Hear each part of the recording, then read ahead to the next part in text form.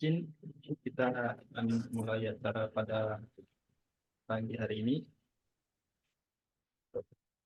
Bismillahirrahmanirrahim. Assalamualaikum warahmatullahi wabarakatuh. Selamat pagi. Salam sejahtera untuk kita semua. Om Swastiastu, Namo Buddhaya, salam kebajikan, salam Pancasila. Yang sangat kami hormati Bapak Dr. Anggawira MMMH selaku narasumber dalam kegiatan pada pagi hari ini dan telah meluangkan waktunya. Yang kami hormati juga Bapak Dr. Radian Syam SH.MH selaku narasumber juga dalam kegiatan pada pagi hari ini. Tentunya yang kami hormati juga Bapak Juhaidi Rizaldi Roringkon SH.MH selaku narasumber juga dalam kegiatan ini. Yang kami hormati pula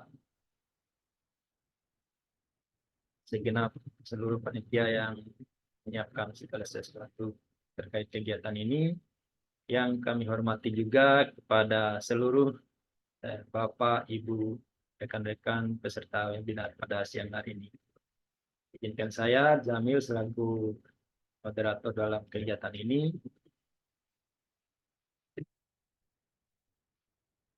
Dalam kesempatan hari ini kita akan melakukan webinar nasional dengan tema urgensi revisi Undang-Undang Migas menuju ketahanan energi Indonesia. Tentunya nanti akan banyak hal yang coba kita kupas pada pertemuan hari ini. Beberapa poin pentingnya yang coba kita akan kupas seperti yang tersebar informasi di sebelumnya. Yang pertama kita akan membahas terkait beberapa hal penting. Yang pertama itu transformasi tata kelola perizinan hulu migas, fondasi ketahanan energi nasional. Mungkin ini tema poin ini nanti akan disampaikan oleh Dr. Anggawira MMMH. Nanti selanjutnya akan kita coba kupas memahami aspek hukum dan penguatan lembaga negara di bidang migas. Nanti akan coba dikupas oleh Bapak Dr. Radian Syam SH.MH. Yang selanjutnya kita akan coba mengupas proyeksi bentuk kelembagaan negara dan badan usaha di bidang migas. Nanti akan dicoba dikupas lebih dalam oleh Bapak Juhaidi Rizaldi Roringkon. Ya, mungkin untuk mempersingkat waktu, kita akan berikan kesempatan yang pertama kepada Bapak Dr. Anggawira SH.MH untuk menyampaikan materinya. Pada Bapak, waktu dan layarnya sepenuhnya kami persilakan. Ya, Assalamualaikum warahmatullahi wabarakatuh. Selamat pagi, salam sejahtera, salam sehat untuk semuanya. Terima kasih Pak Jamil yang sudah membuka kegiatan ini, dan tentunya salam hormat untuk narasumber. Ada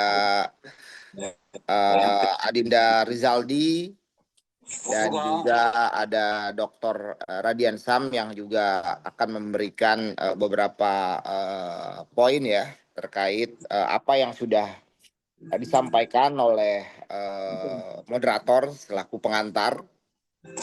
Mungkin saya akan memberikan beberapa highlight, nanti mungkin bisa kita perdalam dalam diskusi.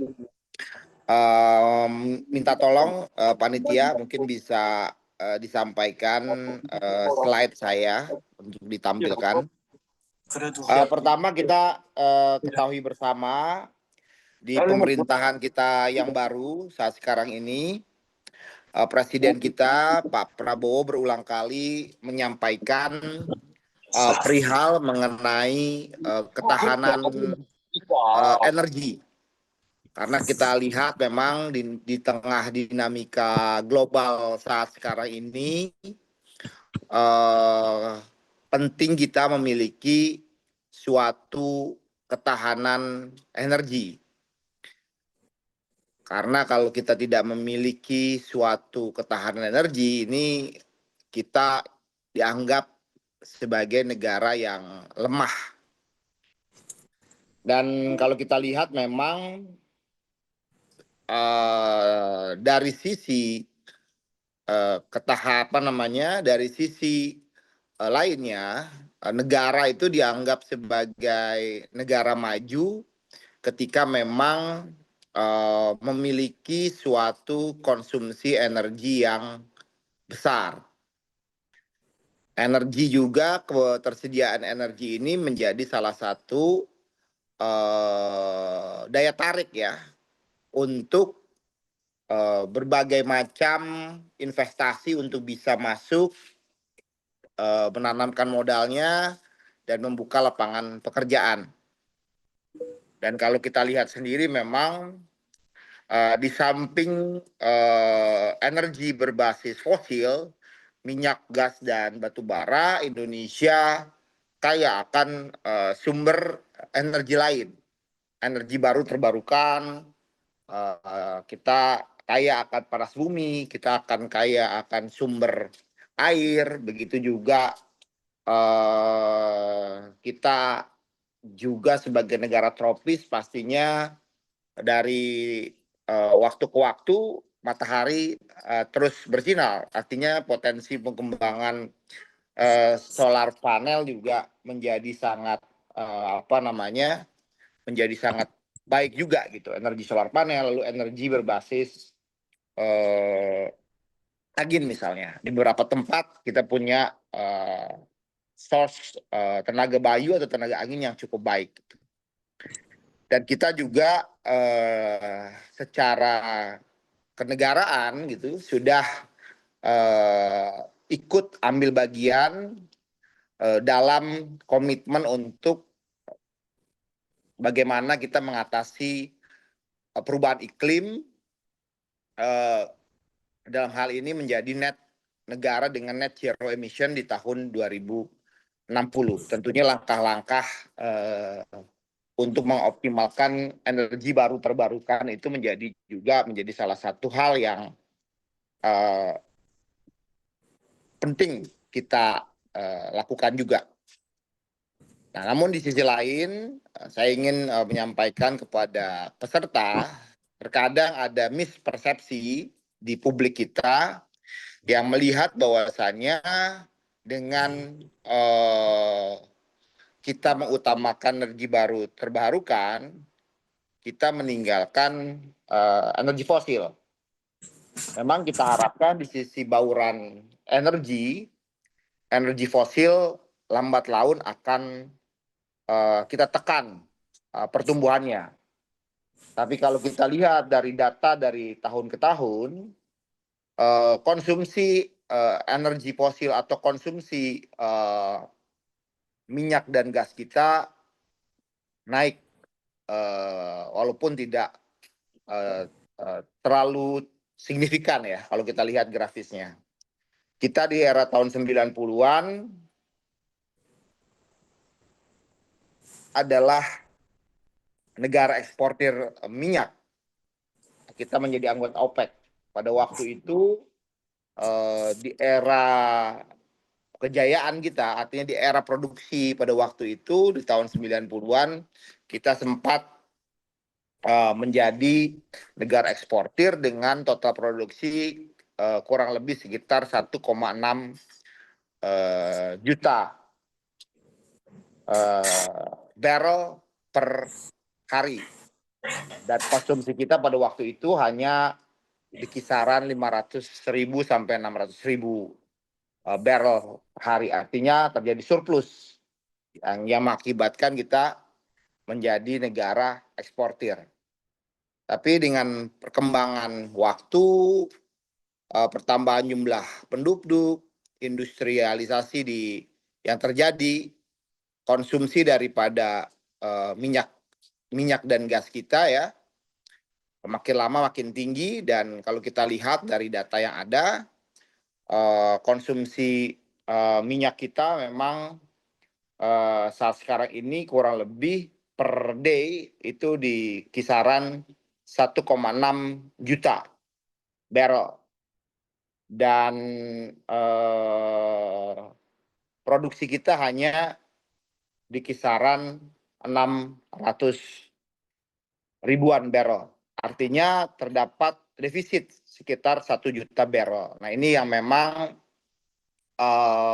menjadi salah satu hal yang dicermati oleh pemerintahan saat sekarang ini. Pak Prabowo menegaskan berulang kali agar kita mulai lebih agresif ya untuk menutup defisit yang ada.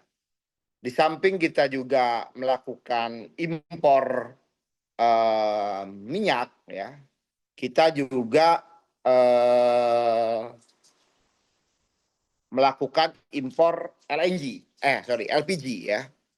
LPG, kebutuhan LPG kita karena memang di akhir tahun 2010 pada waktu itu kita melakukan konversi mitan ya, minyak tanah kepada LPG. Tapi seperti teman-teman ketahui, ternyata memang kita memiliki sumber LNG, liquid natural gas yang cukup besar juga cadangannya, tapi memang kandungan daripada gas yang kita miliki, natural gas ini, jumlah rich gasnya itu ternyata tidak begitu besar. Jadi agak sulit untuk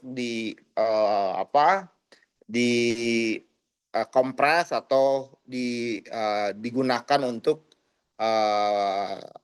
dikonversi untuk menjadi LPG. Jadi kita konsumsinya per tahun kurang lebih sekitar 9 juta ya, 8 juta, 9 juta ya kurang lebih ya LPG untuk konsumsi rumah tangga, lalu untuk industri. Artinya kita mengimpor LNG kurang lebih 6,9 juta metric ton. Ini cukup besar sekali untuk akhirnya berdampak kepada cadangan devisa yang kita miliki. Jadi kalau kita lihat tentunya kita mau nggak mau harus berusaha untuk bersama-sama lebih agresif gitu ya, untuk melakukan eksplorasi dan meningkatkan cadangan atau meningkatkan produksi yang kita miliki. Next. Nah, ini kalau kita lihat sebenarnya kita juga punya cadangan migas yang cukup besar ya, hanya memang diperlukan suatu strategi, diperlukan suatu kolaborasi yang kuat sehingga bukan hanya perusahaan-perusahaan BUMN tapi perusahaan-perusahaan transnasional, multinasional yang akan berinvestasi di hulu migas. Nah, ini memang yang menjadi PR karena memang di era tahun 2000-an ya, itu terjadi semangat pada waktu itu menasionalisasi ya, menasionalisasi sumber-sumber atau kepemilikan kepemilikan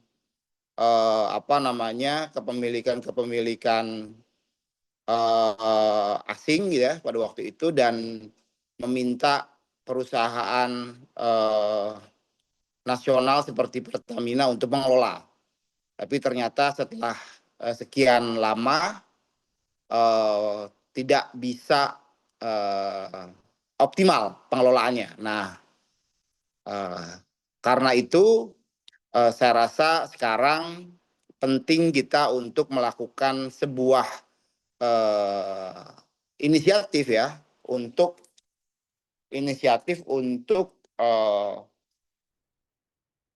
melakukan review ya, atau melakukan penyempurnaan daripada undang-undang migas ini yang memang kalau kita lihat sudah cukup lama, karena undang-undang yang berlaku saat sekarang ini adalah Undang-Undang Nomor 2 Tahun 2001. Ini cukup lama dan memang pada waktu itu ada gugatan di Mahkamah Konstitusi. Nah, ini yang saya rasa perlu kita identifikasi penyempurnaan daripada undang-undang yang ada saat sekarang ini. Next ya. Nah, kalau kita lihat dari sisi tata kelola atau perizinan di hulu migas, ini memang banyak sekali ya. Nah, sebelumnya memang hampir ada sekitar 373 jumlah perizinan. Nah, ini yang memang menjadi PR, gimana jumlah perizinan yang begitu banyak ini harus kita kompres ya, kita minimaliskan gitu agar terjadi efektivitas dan efisiensi daripada pelaku-pelaku usaha yang ingin masuk ke industri ini gitu. Permasalahan birokrasi dan perizinan di atas tidak dapat diselesaikan dengan kerangka regulasi Undang-Undang Migas Nomor 22 Tahun 2001. Undang-Undang Nomor 39 2008 tentang Kementerian Negara dan juga undang-undang yang baru juga ya, yang posisinya sejajar dengan Indonesia dalam pasal 8 memberikan kewenangan pada setiap kementerian untuk menetapkan kebijakan tertentu pada sektor yang berada di bawah kewenangannya. Sementara dalam Undang-Undang Migas 22 2001, K3S diposisikan secara langsung menjadi subjek dalam birokrasi dan perizinan, apalagi ketika ada keputusan daripada Mahkamah Konstitusi yang pada waktu itu menetapkan untuk membubarkan BP Migas atau Badan Pengatur Hulu Migas yang pada waktu itu menjadi kepanjangan tangan dari negara untuk melakukan kontrak kerjasama. Dan ketika ada pembubaran tersebut, sementara dibentuk suatu satuan kerja khusus atau yang kita kenal sebagai SKK Migas. Nah, ini salah satu yang menjadi PR saat sekarang ini, posisi SKK Migas yang secara undang-undang itu hanya ada di Kepres dan Pepres. Nah, ini mungkin secara aturan juga tidak begitu kuat. Nah, ini yang perlu nanti mungkin Bang Dr. Radian dan Zaldi bisa mengupas lebih dalam lagi strategi transformasi apa yang bisa kita lakukan untuk melakukan penguatan tersebut. Nah, memang implikasinya terhadap proses perizinan yang kompleks ini pastinya akan berimplikasi terhadap minat investasi. Proses perizinan yang rumit dan tumpang tindih kewenangan antar kementerian lembaga menyebabkan ketidakpastian bagi investor. Hal ini mengurangi daya tarik Indonesia sebagai tujuan investasi di sektor hulu migas. Proyek strategis ya, kita lihat beberapa PSN, keterlambatan dalam proses perizinan dapat menyebabkan penundaan proyek-proyek eksplorasi dan produksi migas. Hal ini berdampak pada penundaan aliran pendapatan bagi perusahaan dan pemerintah serta menghambat pertumbuhan sektor energi. Yang lainnya biaya operasional pastinya akan membengkak ya.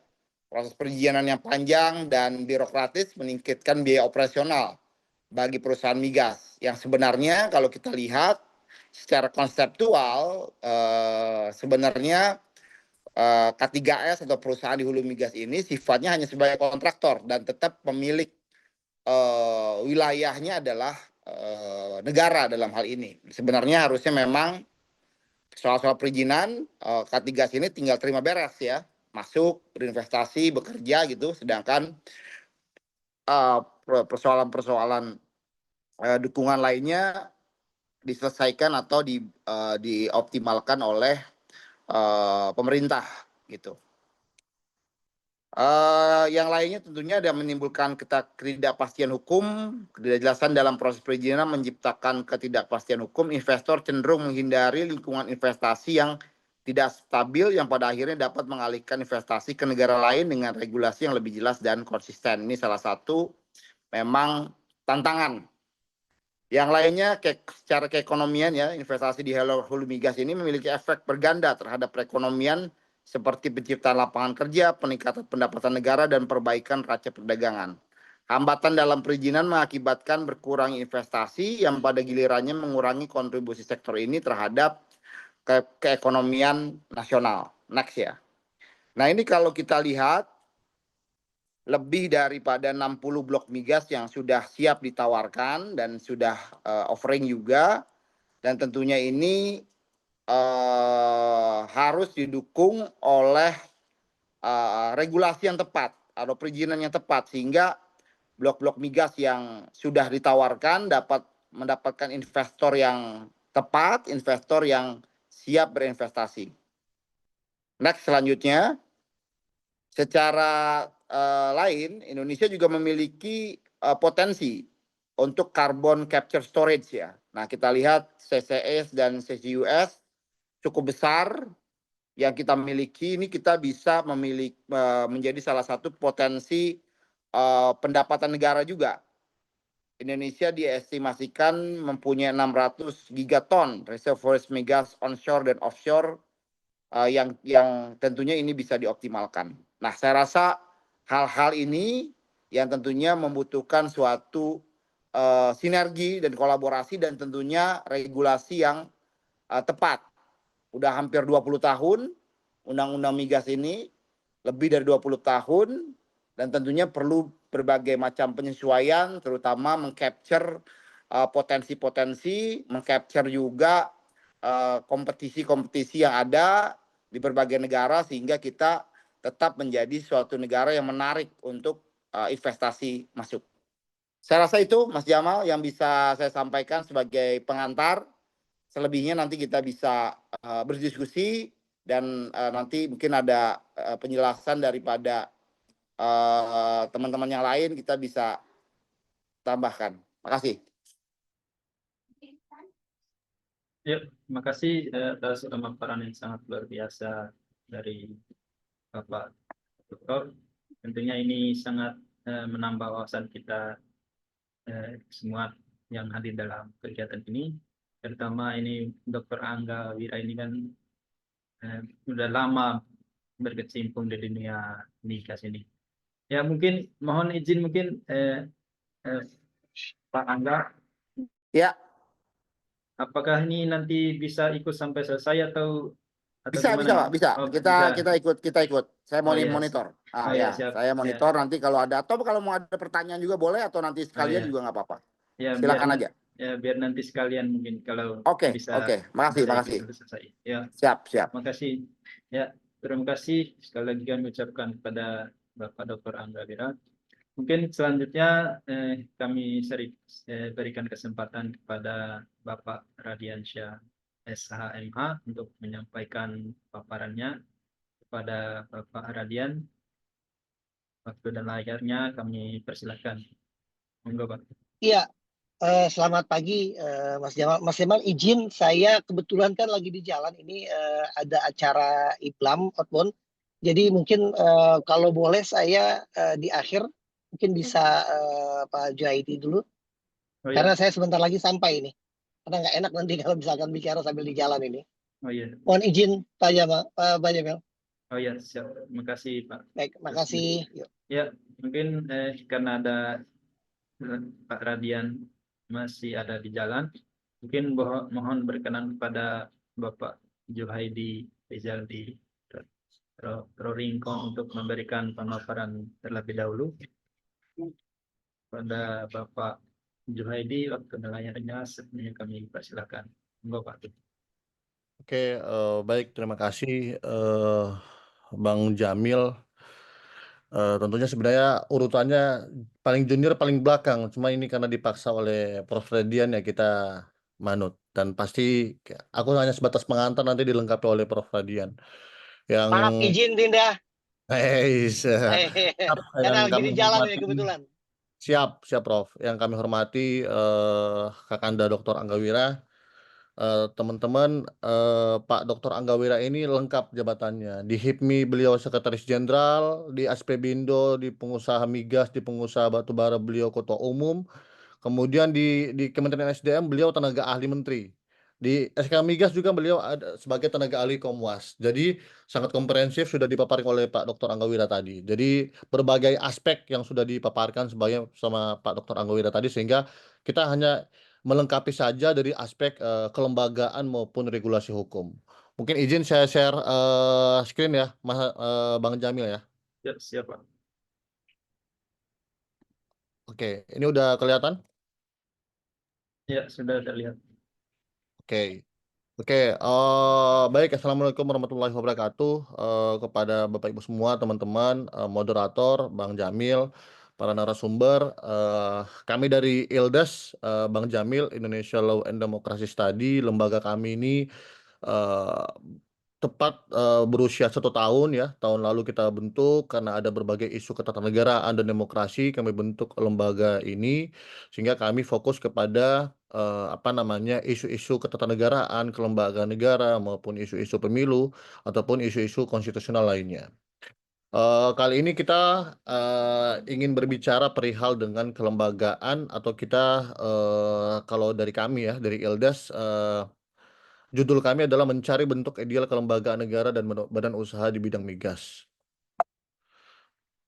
Nah, kalau kita lihat sebenarnya sepak terjang daripada pengelolaan migas di Indonesia itu kan sudah dimulai pada Presiden pertama, Presiden Soekarno, yang dimana Presiden Soekarno sebenarnya sudah menerapkan beberapa satu sistem yang namanya sistem konsesi. Kemudian berjalan ya, ini dari aspek sejarah dulu ya, sehingga kita memahami sebenarnya pengelolaan migas kita ini arahnya kemana ya, sehingga berimplikasi kepada sekarang itu adanya SKK Migas yang dimana sebagai pengganti dari Badan Pelaksana Migas itu sendiri. Karena itu kan menjadi satu kerumitan undang-undang migas, karena Undang-Undang Nomor 22 Tahun 2001 itu terlalu banyak badan. Ada namanya badan pelaksana, ada namanya badan pengatur. Nah, kalau kita berbicara badan pelaksana itu adalah BP Migas yang sekarang menjadi SK Migas. Kalau kita berbicara tentang badan pengatur, sekarang ada BPH Migas. Ada yang mengatur hulu dan ada yang mengatur hilir. Nah, itu yang menjadi satu kompleksitas bagaimana kemudian banyaknya lembaga-lembaga negara ini meskipun dia hanya dibentuk lewat Perpres, tapi menciptakan proses-proses birokrasi yang cukup panjang. Nah, itu yang akan coba kita urai sebenarnya. Karena sekarang bagaimana kemudian kita ingin mencapai efisiensi, efektivitas maupun memperpendek perizinan sama kayak Pak Dr. Angga bilang tadi bahwa memang satu tujuannya harus bentuk badan khusus. Nah, sebelum bentuk badan khusus ini ada rentetannya, sejarahnya, aspek filosofisnya, aspek yuridis maupun fakta-fakta di lapangan bagaimana kemudian kita bisa meningkatkan lifting minyak kita gitu. Kemudian kalau kita lihat memang ini kan semenjak tahun 46 sampai 59 ya, itu kemudian berprogres tentang sistem konsesi ini. Kemudian ada aturan terkait dengan pengelolaan ataupun pertambangan minyak dan gas bumi gitu. Perpu nomor 44 tahun 1960. Nah, kemudian berjalannya waktu ada kemudian lahir di tahun 70-an ya, itu tahun 71 itu ada Undang-Undang Nomor 8 tahun 71. Yang dimana undang-undang itu menerapkan sistem kontrak bagi hasil, production sharing kontrak. Dimana dengan sistem ini pengelolaan migas berupa kewenangan BUMN. Karena kalau kita lihat sebenarnya dalam konteks pengelolaan migas, saya baru memang cukup interest ya, karena kami juga ambil S2 kemarin ya, kami ada salah satu jurnal kami tentang kelembagaan migas, dan sekarang itu memang ada buku terbaru ya, dari disertasi Mbak Brigita Manuhara, ini bukunya, tentang optimalisasi regulasi dan konstitusi, optimalisasi regulasi dan institusi dalam pengelolaan hulu migas untuk kesejahteraan rakyat. Sehingga memang isu-isu yang berkaitan dengan institusi, kelembagaan, pengelolaan migas itu memang sudah cukup lama sebenarnya kita menjadi isu. Sejak BP Migas itu dibubarkan pada tahun 2012-2013. Begitu. Kemudian memang berkembang di tahun 71 ya. Kalau kita lihat memang di tahun 70-an seperti Pak Dr. Angga bilang tadi bahwa memang produksi kita itu mencapai 1,6 juta ya. barrel per hari. Itu pernah. Itu menjadi titik poin ataupun titik kekuatan kita di dalam apa namanya pengelolaan migas kita. Tapi semenjak tahun 2000 sampai dengan ini itu relatif menurun kalau saya baca data, dan sebenarnya data-data itu sudah diungkapkan di dalam naskah akademik RUU Migas. Tapi sekali lagi RUU Migas yang kita bicarakan pada hari ini itu adalah naskah akademik yang sudah tahun 2015, Bang Jamil. Jadi sudah terlalu ketinggalan, tidak beradaptasi dengan adanya Undang-Undang Cipta Kerja dan lain sebagainya. Nah, kemudian memang kalau kita lihat, mungkin saya akan jelaskan ya, apa sebenarnya itu model kewenangan BUMN ataupun apa namanya fungsi regulasi dan komersialisasi itu disatukan di dalam satu badan usaha, yang itu namanya Pertamina.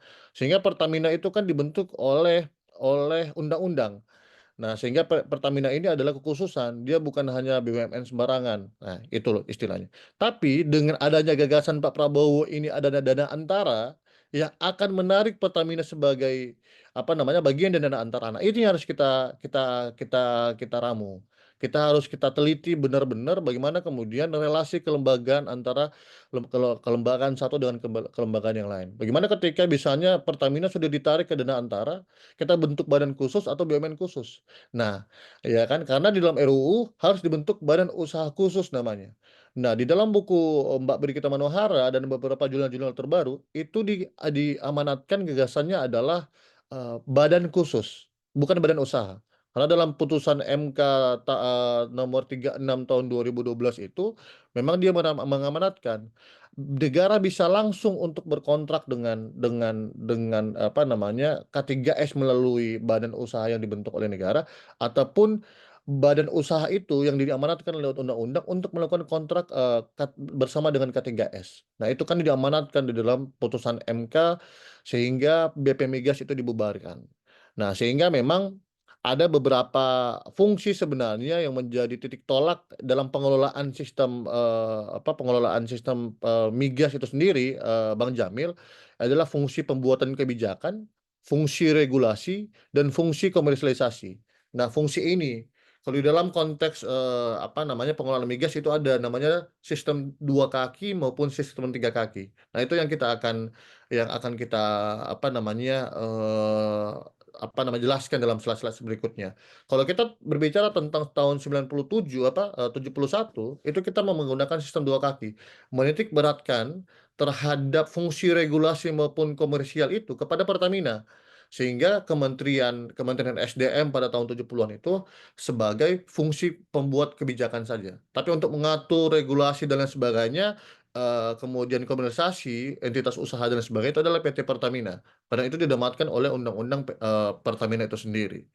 Nah, kemudian dia berkembang, memang ada terjadi beberapa JR kepada Mahkamah Konstitusi ya, 2004, ya, kemudian berkaitan dengan harga bahan bakar minyak, yang di mana harga bahan bakar minyak sejak 2004 itu adalah ditetapkan oleh pemerintah, dalam hal ini melalui Perpres maupun Kepres, dan diamanatkan yang mengelola itu yang memanage bagaimana kemudian ini bisa ditetapkan naik, ini bisa turun, itu adalah Kementerian SDM, bukan lagi PT Pertamina seperti tahun 70-an itu sendiri.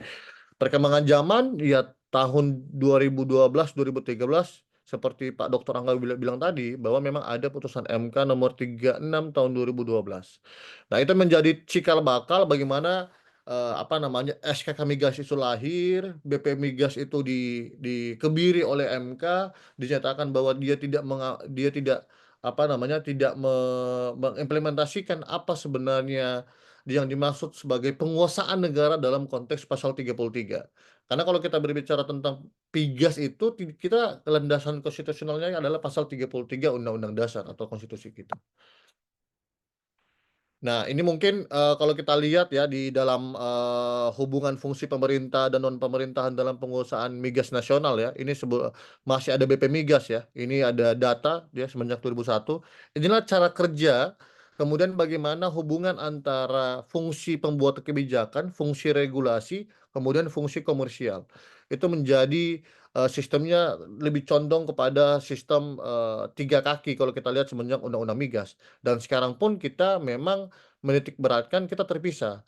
separate system, ya, tidak seperti dengan Rusia, tidak seperti dengan apa namanya, dengan Arab, Malaysia, itu kita berbeda gitu. Nah, kita bisa lihat gambaran kemudian bagaimana penguasaan migas ini dari hulu ke hilir, ada 2 lembaga yang mengatur. Hulu ada namanya BP Migas, penggantinya SK Migas. Hilir ini yang mengatur adalah BPH Migas. Nah, ini kan terlalu banyak birokrasi yang ada. Dan RUU juga migas yang dalam prolegnas DPR RI 2014-2019 pun ya tidak serius saya lihat ya, para anggota DPR ini membahas soal migas itu sendiri. Meskipun memang kita ada, apa namanya, ada cita-cita untuk transisi energi, tapi kalau menurut kami ya secara regulasi dengan adanya konsep-konsep konstitusi ekonomi yang digaungkan oleh Prof. Jimli, bagaimana kemudian sekarang bukan hanya kita berbicara perihal tentang kekuatan antara eksekutif, legislatif maupun yudikatif, tapi bagaimana sudah bergeser paradigmanya ketika ada 3 entitas besar atau 3 power yang besar. Apa itu? Adalah civil society, masyarakat, kemudian state, pemerintah, dan kemudian market. Nah, ini 3 entitas ini atau 3 paradigma baru kekuatan di Indonesia ini yang harus kemudian dimaksimalkan sebenarnya, ya. Kemudian ada satu juga ditambah oleh Prof. Jimli, bagaimana kemudian kekuatan media. Makanya lahir kemudian ada Quadropolitika dan lain sebagainya. Itu gagasan Prof. Jimli, ya kan. Sehingga teman-teman bisa lihat gambaran kemudian bagaimana ketika 2001 kita bekerja sampai kurang lebih ini skema ini saya bisa gambarkan, saya dapat datanya di naskah akademik ini berjalan dari 2001 sampai 2012 sebelum adanya SKK Migas. Nah, kalau dalam konteks Mas Jamil, dalam konteks pasal 33 memang semenjak Muhammad Hatta, kemudian Muhammad Yamin ya, itu memang ada terjadi paradigma berbeda. Bagaimana kemudian konsep-konsep penguasaan negara ini bagaimana, ya kan. Kalau menurut Muhammad Hatta itu kan konsep dikuasai negara itu tidak berarti bahwa negara memiliki sendiri menjadi pengusaha, ya kan, menjadi owner-nya, ya kan. Tapi lebih tepat dikatakan bahwa kekuasaan negara terdapat pada pembentuk peraturan guna kelancaran jalan ekonomi, peraturan yang melarang pula ya kan maupun apa namanya, melemahkan kepada orang-orang yang lemah. Nah, itu kan yang dimaksud oleh apa namanya, Muhammad Hatta ya, wakil presiden kita yang pertama, bahwa beliau bilang bahwa sebenarnya konsep pengelolaan sumber daya mineral, sumber daya alam dalam khususnya migas itu sendiri pun itu bukan berarti bahwa negara yang melakukan usaha sendiri. Ya kan, dia bisa melakukan upaya-upaya hanya sebatas bahwa negara menjamin kepastian hukum lewat regulasi-regulasi. Kemudian memang ada beberapa poin-poin ya dalam panitia keuangan dan perekonomian pembentukan BPUPKI yang diketuai oleh Muhammad Hatta juga ada beberapa rumusan. Ada kurang lebih 4 ya, Bapak, Ibu, dan teman-teman semuanya ya. Kemudian memang kalau kita lihat Muhammad Yamin juga, memang Muhammad Yamin mengutamakan koperasi untuk bagaimana mengelola. Sebenarnya konsep penguasaan negara menurut Muhammad Yamin adalah ketika koperasi menguasai satu usaha, itu sudah bisa dikatakan sebagai bentuk penguasaan negara. Karena bagaimana kemudian ekonomi koperasi itu yang ditekankan oleh Muhammad Yamin. Nah, yang lebih komprehensif lagi itu semenjak tahun 2000 sampai sekarang itu menganut ada beberapa pakar HTN yang sudah menjelma menjadi para pejabat-pejabat seperti Prof. Bagirmanan, Prof. Jimli Asidiki, dan lain sebagainya. Nah, beberapa pakar-pakar ini menyimpulkan bahwa sebenarnya konteks-konteks apa namanya, penguasaan ini memang ada beberapa model dan beberapa macam. Seperti di slide bahwa memang hak penguasaan negara menurut Prof. Bagirmanan memang sebenarnya penguasaan semacam pemilikan oleh negara, artinya negara itu melalui pemerintah adalah satu-satunya pemegang wewenang untuk menentukan hak atasnya, ya, termasuk bumi, air, kekayaan yang ada di dalamnya. Kemudian yang kedua adalah bagaimana kemudian mengatur dan mengawasi penggunaan dan pemanfaatannya. Yang terakhir adalah penyertaan modal dan dalam bentuk perusahaan negara untuk usaha-usaha tertentu. Nah, memang kalau kita lihat daripada Prof. Bagirmanan ini ya, ini diadopsi oleh putusan MK itu sendiri. Nanti ada di slide-slide berikutnya. Karena memang kalau kita lihat konstruksi daripada Muhammad Yamin, Muhammad Hatta, kemudian panitia keuangan dan perekonomian dalam BPUPK itu ekstrak di dalam pendapat-pendapatnya Prof. Bagirmanan yang kemudian diamanatkan lewat putusan MK 36 2012 yang menjadi cikal bakal untuk bagaimana kita mengelola mengelola di bidang migas itu sendiri secara kelembagaannya. Apakah kita akan bentuk badan khusus atau kita akan bentuk badan usaha khusus? Karena berbeda. Kalau badan khusus akan dibentuk oleh Perpres dan Kepres. Kalau kita berbentuk badan usaha, dia berarti akan jatuhnya adalah BUMN. Nah, bagaimana kalau sekarang ada posisinya Dewan Energi Nasional? Nah, itu yang akan saya jelaskan di slide-slide berikutnya. Nah, Bapak, Ibu, dan teman-teman semua, dan Bang Jamil, memang kalau konstruksi pasal 33 kita bisa lihat, pasal 33 ini sebenarnya memang sudah ada dalam naskah BPUPKI sampai dengan sekarang. Dan memang dia sempat dihapus ya di Undang-Undang Konstitusi RIS. Nah, kita harus pahami bahwa memang dari sejarah pun, dari aspek sejarah ya, dari aspek filosofis pun, kita memang secara semangat Indonesia itu lahir sejak tahun 45, kita sudah membangun semangat untuk bagaimana kemudian produksi-produksi penting ya, bagaimana bumi, air, dan kekayaan di dalamnya itu dilaksanakan berdasarkan demokrasi ekonomi dalam konteks pasal 33 ayat 1 dan ayat 2 yang ada sekarang ini. Dan memang kalau kita lihat memang konstruksi penguasaan negara, bentuk penguasaan ada 5 ya, pengaturan, kebijakan, pengelolaan, pengurusan, dan penguasaan beserta tujuan-tujuan yang ada di dalam konteks tujuan penguasaan negara itu sendiri. Ada kemanfaatan bagi rakyat, pemerataan manfaat bagi rakyat, partisipasi rakyat, penghormatan hak masyarakat adat. Nah, ini yang harus kita pahami dan mungkin di sini banyak juga mahasiswa hukum yang kita harus pahami bahwa sebenarnya arti daripada konsep hak penguasa negara atau penguasa negara itu ada 5 sebenarnya. Apa itu ada 5?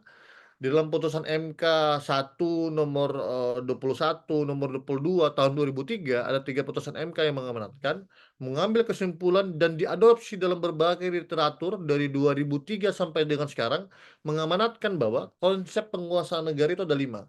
Bagaimana negara itu menyusun kebijakan, dia melakukan pengusturan, based through date, kemudian pengaturan, ya, kemudian pengelolaan dan pengawasan.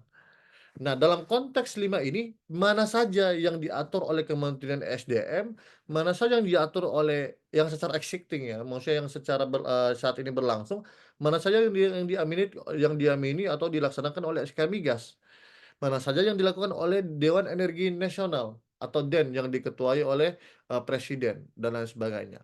Nah, itu yang harus kita pahami. Dalam konteks penguasa negara, ada 5 negara itu melakukan bisa dikatakan penguasaan negara. Ada 5 fungsi dan ada berbagai penjelasannya, gitu. Nah, kalau kita mulai masuk sedikit-sedikit kepada 3 model kelembagaan secara teoritis ya maupun secara yuridis, ini sudah diamini dalam berbagai literatur bahwa sebenarnya di dunia ya, di dunia ada 3 model kelembagaan dalam melakukan pengelolaan migas itu sendiri, Bapak Ibu. Nah, model yang pertama adalah kewenangan menteri. Dia menitik beratkan kepada menteri atau bisa dikatakan Norwegian model, ya kan. Dia kemudian contohnya adalah Rusia, Venezuela. Nah, kalau kita lihat ini yang di gambar pertama yang biru. Kemudian bagaimana kemudian menjadi satu antara pembuat kebijakan ya, kemudian dengan regulasi. Sehingga komersial itu hanya menjalankan apa yang sudah ditetapkan oleh pembuat regulasi dan kemudian pembuat kebijakan itu sendiri. Yang kedua, ada namanya dia menitik beratkan kepada BUMN seperti kita pernah laksanakan pada tahun 71. Ya kan. Nah, kalau kita lihat ini yang warna hijau. Bagaimana kemudian antara fungsi regulasi dan fungsi komersialisasi itu menjadi satu. Di tahun 71 ada PT Pertamina dan lain sebagainya. Ya kan? Itu pembuat kebijakannya hanya satu dalam hal itu adalah Kementerian SDM. Nah, yang berjalan sekarang di Indonesia sampai saat ini atau contohnya misalnya konteksnya bagaimana model keuangan BUMN atau NOC dominate itu adalah Malaysia, Saudi Arabia, Kazakhstan, Nigeria. Jadi ada memang beberapa model ada 3 model dan memang sudah ada contoh negara-negara ini menerapkan ketiga model ini dengan secara rigid dan secara jelas di dalam kelembagaan-kelembagaan negaranya gitu. Dan yang terakhir adalah dia separation of power model.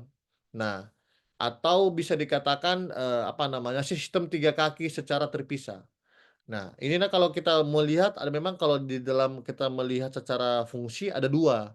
Ada katanya dalam bukunya Prof. Tri Hayati, Guru Besar Hukum Migas FAUI, dia bilang 2 kaki dan 3 kaki.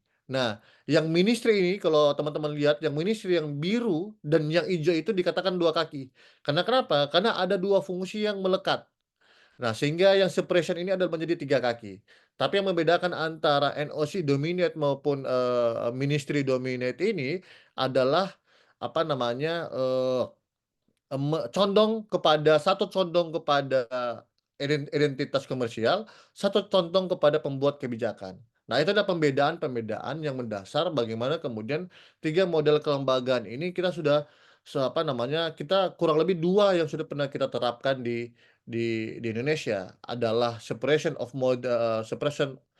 of power model, kemudian dengan NOC dominate. Di tahun 70-an kita mengadopsi NOC dominate, menganut ekonomi pasar, kemudian bagaimana kemudian sejak ada Undang-Undang Migas 22 tahun 2001 sampai dengan sekarang kita menerapkan sistem separate of power model, gitu loh. Jadi teman-teman bisa jeli melihatnya bahwa hanya ini sebenarnya 3 model kelembagaan yang diterapkan di belahan dunia manapun. Nah, Indonesia saat ini sekarang bagaimana? Nah, kalau kita dilihat daripada 3 fungsi tadi, Bapak, Ibu, teman-teman, dan Bang Jamil, nah Indonesia dalam konteks hari ini, dia menerapkan yang saya bilang tadi, secara teoritis dia menerapkan separation of power model. Yang apa itu sebenarnya? Dia tergambarkan kepada 3 fungsi tadi, fungsi pembuat kebijakan, fungsi regulasi, fungsi komersialisasi atau komersial. Yang di mana kalau fungsi pembuat kebijakan hari ini adalah Kementerian SDM, ya. Kemudian fungsi regulasi adalah kemudian, apa namanya, ada SKK Migas, bagaimana vendor bisa secara teknis, bagaimana di lapangan harus ini, harus itu, ya. Pak Dr. Angga Wira sangat paham hal itu adalah bagaimana kemudian itu diatur oleh SKK Migas, bukan Kementerian SDM. Kementerian SDM kan hanya sebatas membuat kebijakan, ada kebijakan 1 juta barrel per hari, ini, apa namanya, ruang lingkupnya dan lain-lain. Akan didetailkan oleh SKK Migas. Ya, sebagai fungsi regulasi. Dia juga bisa membuat kebijakan-kebijakan. Dan memang yang mewakili pemerintah pada saat ini ya adalah SKK Migas dalam konteks ini. Dia yang melakukan kontrak-kontrak dengan K3S maupun dengan misalnya Pertamina kemudian kasih kepada K3S. Pola-pola itu kan yang menjadi apa namanya menjadi gambaran saat ini memang fungsi regulasi maupun fungsi komersialisasi ini memang beda-beda tipis. Dan kalau menurut gagasan yang kita akan dorong adalah bagaimana kemudian fungsi, regulasi dan fungsi komersialisasi ini digabungkan menjadi satu. Nanti ada bagannya gitu. Nah, dalam konteks penguasaan itu kita berbicara dalam konteks fungsi ya. Kalau dalam konteks, konstitusi, konteks penguasaan negara yang ada 5 tadi, siapa saja kalau kita berbicara pengambilan kebijakan ada namanya Kementerian SDM. Pengurusan pasti Kementerian SDM berkaitan dengan anggaran dan lain sebagainya. Pengaturan, nah ini pengaturan itu sudah fungsi pengaturan sampai dengan fungsi pengawasan dalam konteks penguasaan negara itu ada di SK Migas Bapak Ibu teman-teman dan Bang Jamil. Nah, memang makanya ada tiga konteks kekuasaan ya itu melekat kepada tubuh SKK Migas. Sedangkan SKK Migas ini ya sudah menjadi multisuri semenjak putusan MK 2012 dihidupkan lagi, terkesan dipaksakan kalau menurut orang hukum tata negara di dalam konsep 2013 lewat Perpres. Tapi bagaimana kemudian SKK Migas ini hari ini bisa melakukan aktivitas-aktivitas yang bisa membawa dampak ekonomi yang besar. Nah, makanya kita harus dorong sebenarnya ke depan bagaimana kalau gagasan kami dari Ildes kemudian pun nanti akan kami bikin, apa namanya, rilis, bahkan kami bikin riset dan lagi kita susun, bagaimana kemudian ada badan khusus migas. Jadi SKK Migas dan BPH Migas sekarang harus disatukan. Bagaimana kegiatan hulu dan hilir ini harus disatukan dalam satu badan. Tapi memang ada subunitnya, ada kedeputian ya kan, kedirjenan dan lain sebagainya. Ada dirjen hulu, dirjen hilir dan lain sebagainya. Sehingga terjadi efektivitas efisiensi. Karena berimpact kepada undang-undang. Kalau undang-undang bilang dia ada badan pelaksana dan badan pengatur, ya memang harus bentuk badan tersendiri. Makanya ada BP Migas, ada juga BPH Migas dan lain sebagainya. Nah, itu kita harus teliti benar-benar sehingga kita melakukan pengelolaan kelembagaan negara ini tidak semena-mena sesuai dengan hanya kepentingan politik semata. Karena akan ada berimpact kepada penerimaan negara, akan berimpact kepada proses-proses pengelolaan, dan kemudian banyak sekali yang impact-nya. Saya kasih fakta.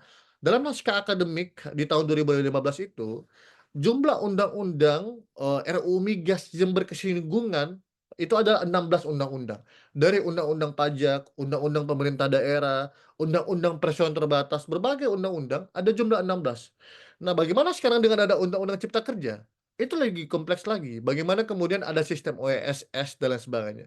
Sehingga tidak semerta-merta kita ingin membentuk satu makanya judul kami dari ILDES itu adalah bagaimana kita ingin mencari bentuk ideal dari kelembagaan negara ataupun bentuk badan usaha. Tapi kalau hipotesa kami, tesis kami adalah untuk mengatasi hal ini adalah kita harus menyediakan badan khusus migas, bukan hanya sebatas badan usaha. Karena kalau badan usaha pasti dia akan di bawah rumpun juga BUMN. Sedangkan kan akan bentuk dana antara. Nah, ini akan terjadi tumpang tindih satu sama yang lain, sehingga kita harus memproyeksikan Pertamina, kemudian SK Migas ini dan BPH Migas ini menjadi satu kesatuan yang utuh. Tidak bisa kita melihat satu kelembagaan yang satu dengan yang lain itu secara terpisah. Karena dalam konteks satu tarikan napas, ketika kita berbicara hulu, pasti ujungnya kita berbicara tentang hilir. Bagaimana kemudian ada ada distribusi, ada penetapan harga, dan itu memang ada konsepnya ada di badan pengatur yang hari ini adalah BPH Migas, ya kan. Dalam hal ini adalah Kementerian SDM juga ya menentukan harga daripada migas itu sendiri kan, minyak misalnya kan, gitu. Nah, ini Bapak Ibu, skema kalau kita lihat realitanya, skema 1 BP Migas, skema 2 SK Migas, Presiden, Kementerian SDM, BP Migas. Sekarang semenjak putusan MK 36 2012, Presiden, Kementerian SDM, BP Migas SK Migas juga. Jadi tidak ada perbedaan sebenarnya. Makanya kami bilang kalau bahasa akademis di berbagai literatur yang saya baca adalah seakan-akan kan BP Migas ini mati suri yang dipaksakan hidup kembali lagi dalam bentuk yang lain. Namanya adalah dibungkus dengan namanya Satuan Kerja Khusus Kegiatan Usaha. Nah, tapi sebenarnya sama-sama saja sebenarnya dengan BP Migas. Tapi memang beberapa modelnya untuk melakukan kontrak kerjasama dengan K3S itu memang ada terjadi perubahan model. Tapi secara kelembagaan dia tidak. Karena notabene-nya sebenarnya yang menjadi keberatan para pemohon di dalam konteks putusan MK itu adalah bagaimana negara bisa dengan gampangnya memberikan kepada pihak asing atau swasta. Tidak ada kontrol penguasaan negara. Itu sebenarnya yang dipermasalahkan. Sehingga berimpact kepada badan pelaksana. Karena memang badan pelaksana inilah yang menjadi cikal bakal untuk bagaimana kita berkontrak dengan para K3S ya, kontrak kerjasama dengan misalnya banyak ya di Indonesia sekarang ya. Ada banyak lah yang sekarang di Indonesia, PetroChina kalau tidak salah dan berbagai perusahaan-perusahaan yang lain. Nah, gagasan kita Bang Jamil, teman-teman dan Bapak Ibu, harus ada badan khusus. Nah, bisa DEN. Apa sebenarnya DEN? Kan Dewan Energi Nasional. Saat ini Kementerian BUMN tidak masuk dalam anggota DEN. Ke depan kalau ada badan khusus ini, Kementerian SDM harus masuk dalam keanggotaan DEN yang diketuai oleh Presiden, ketua hariannya Kementerian SDM, sehingga untuk meramu konteks-konteks hari ini pun harus memang secara komprehensif gitu. Sehingga badan khusus migas itu nanti ada di slide terakhir saya, bagaimana dia yang akan melakukan berbagai upaya kontrak kerjasama dengan Pertamina kah atau K3S yang lain. Misalnya kalau K3S untuk mau masuk sebenarnya harus diberikan penugasan badan khusus kepada Pertamina. Kan dua sebenarnya dalam konteks bukunya Brigita Manohara, kemudian bukunya Prof. Tri Hayati ini, dia mengatakan di ujung buku ini, dia mengatakan dua hal untuk kita bisa mengoptimalisasi perihal tentang pengelolaan migas di Indonesia. Bagaimana kalau ada badan khusus itu sendiri, hanya dua model yang akan diterapkan. Dan ini sudah diterapkan oleh Rusia dan negara-negara produksi migas besar di dunia. Itu adalah kepemilikan saham di perusahaan swasta. Jadi lewat badan khusus migas kita ada sahamnya di K3S itu sendiri atau perusahaan itu dalam konteks pengelolaan. Ataupun yang kedua adalah kerjasama pengelolaan wilayah kerja seperti di Venezuela. Ya, pastinya akan ada subnya. Subnya bukan badan khusus migas, tapi subnya adalah dari badan khusus migas akan dipenugasan kepada Pertamina. Kemudian itu akan berimpact kepada kedua model itu akan berimpact langsung kepada proses-proses ataupun jumlah penerimaan negara itu sendiri akan sangat berdampak. Tapi kemudian bagaimana kemudian kita akan membentuk badan usaha khusus atau badan khusus itu harus mempunyai kesadaran kolektif maupun political will daripada presiden. Ini tidak perlu sebenarnya DPR dulu. Menurut saya langkah konkret kalau Presiden Pak Prabowo berani untuk mengeluarkan Kepres maupun Perpres yang berkaitan dengan menyatukan BP Migas, SK Migas dan BPH Migas ini sangat paten.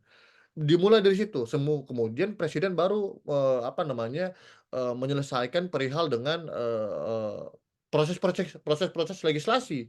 Ya, wong hari ini Kimples itu 80% di dalam parlemen. Itu kan sangat mudah kalau kita mempunyai political will. Kalau langkah konkret saya adalah presiden bukan bentuk Perpu untuk mengubah migas, itu terlalu kompleks. Kita bentuk Perpres dulu.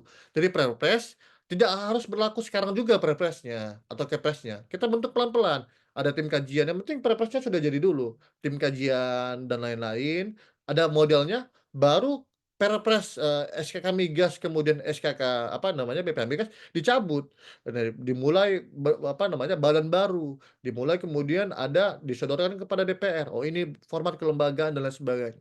Jadi bukan kita berbicara pada hari ini bukan hanya kita menitik beratkan kepada RUU yang notabene-nya RUU itu ada dalam konteks parlemen ya tahun ini dan tidak ada RUU migas kalau tidak salah ya.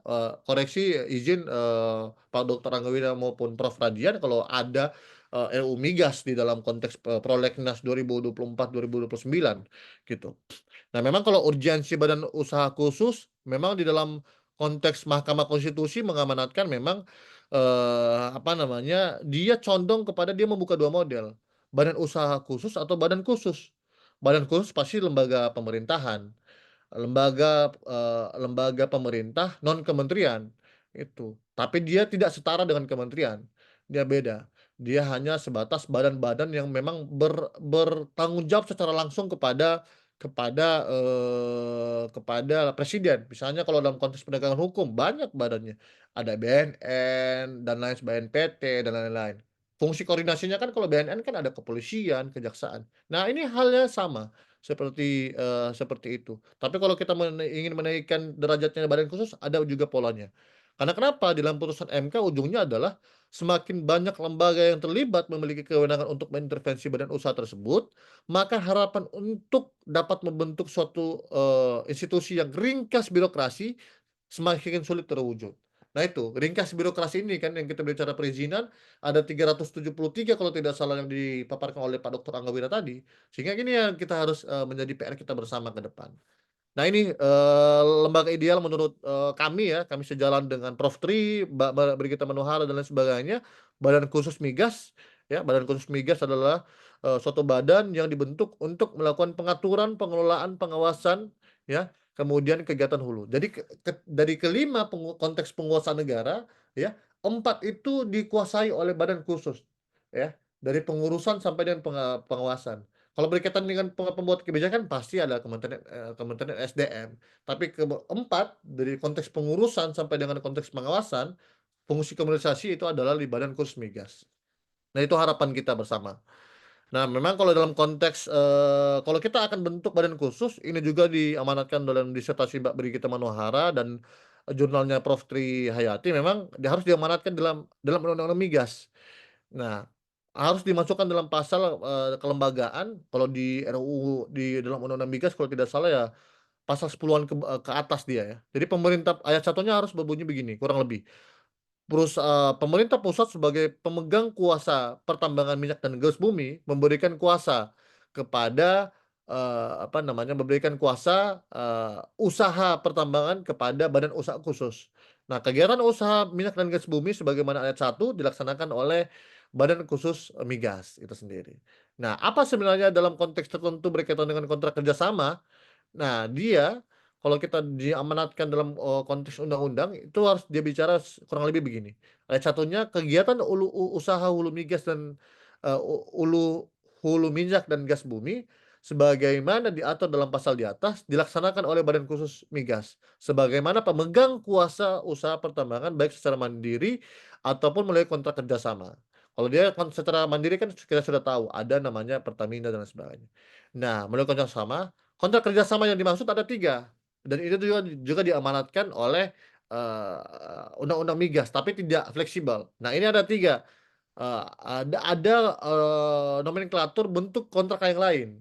Nah, itulah menjadi fleksibilitas daripada Badan Khusus Migas. Bagaimana kemudian memastikan negara tetap menguasai ya dari 5 aspek putusan MK itu dan secara konstitusi, bagaimana juga negara bisa melakukan menarik penerimaan negara dari hal itu. Jadi ada kontrak bagi hasil gross split, kemudian bentuk kontrak yang lainnya. Nah, itu menjadi satu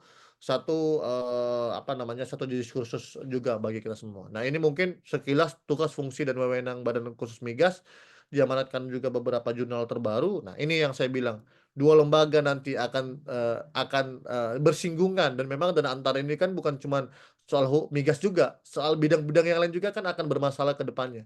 Makanya kami kemarin menulis bahwa memang dan antara ini menjadi satu wujud demokrasi ekonomi dalam konteks konstitusi, tapi memang masih sangat banyak PR.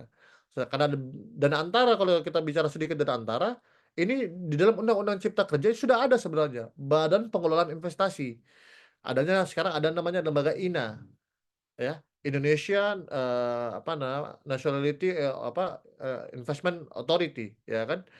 Nah, itu yang menjadi sebenarnya harus dirubah menjadi namanya dana antara. Karena memang secara kelembagaan itu sudah disebut secara ekspresi verbis, secara jelas dan nyata di dalam konteks hari ini adalah LPI itu sendiri. Kemudian bagaimana korelasi Pertamina sudah diambil dana antara, kemudian ada badan khusus. Nah, itu akan dibicarakan. Investasi akan masuk dari dana antara, yang akan mengelola itu kan adalah badan khusus itu sendiri.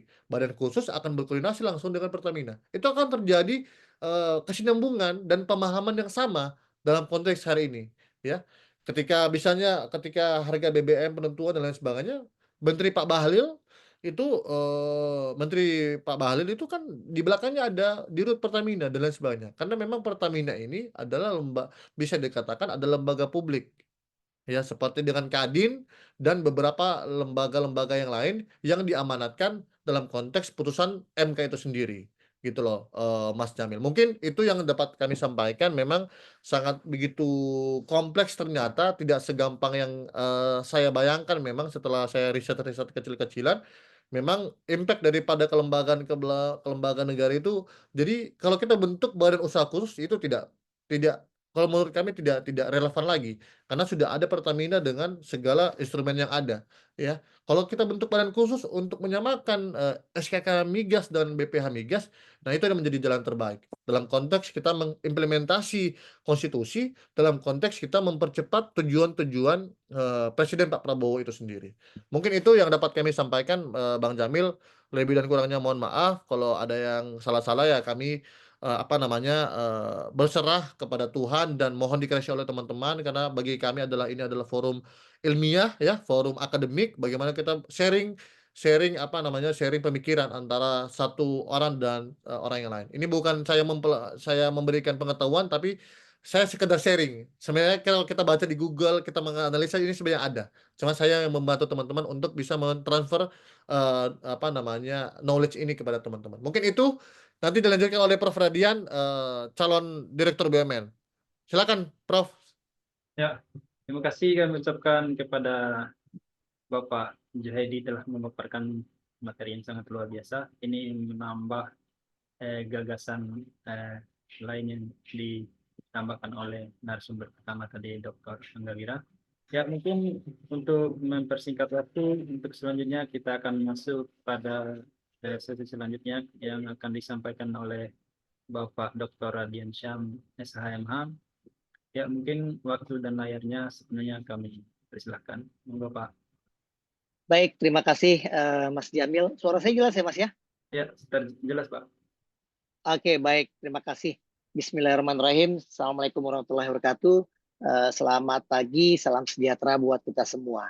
Yang saya hormati di sini ada saya punya Kanda, Dr. Anggawira, yang tadi juga sudah menurut saya sudah paripurna menjelaskan bagaimana kedudukan apa namanya migas, kemudian bagaimana juga apa yang harus dilakukan oleh negara, dan sebenarnya banyak ilmu yang tadi sudah kita peroleh.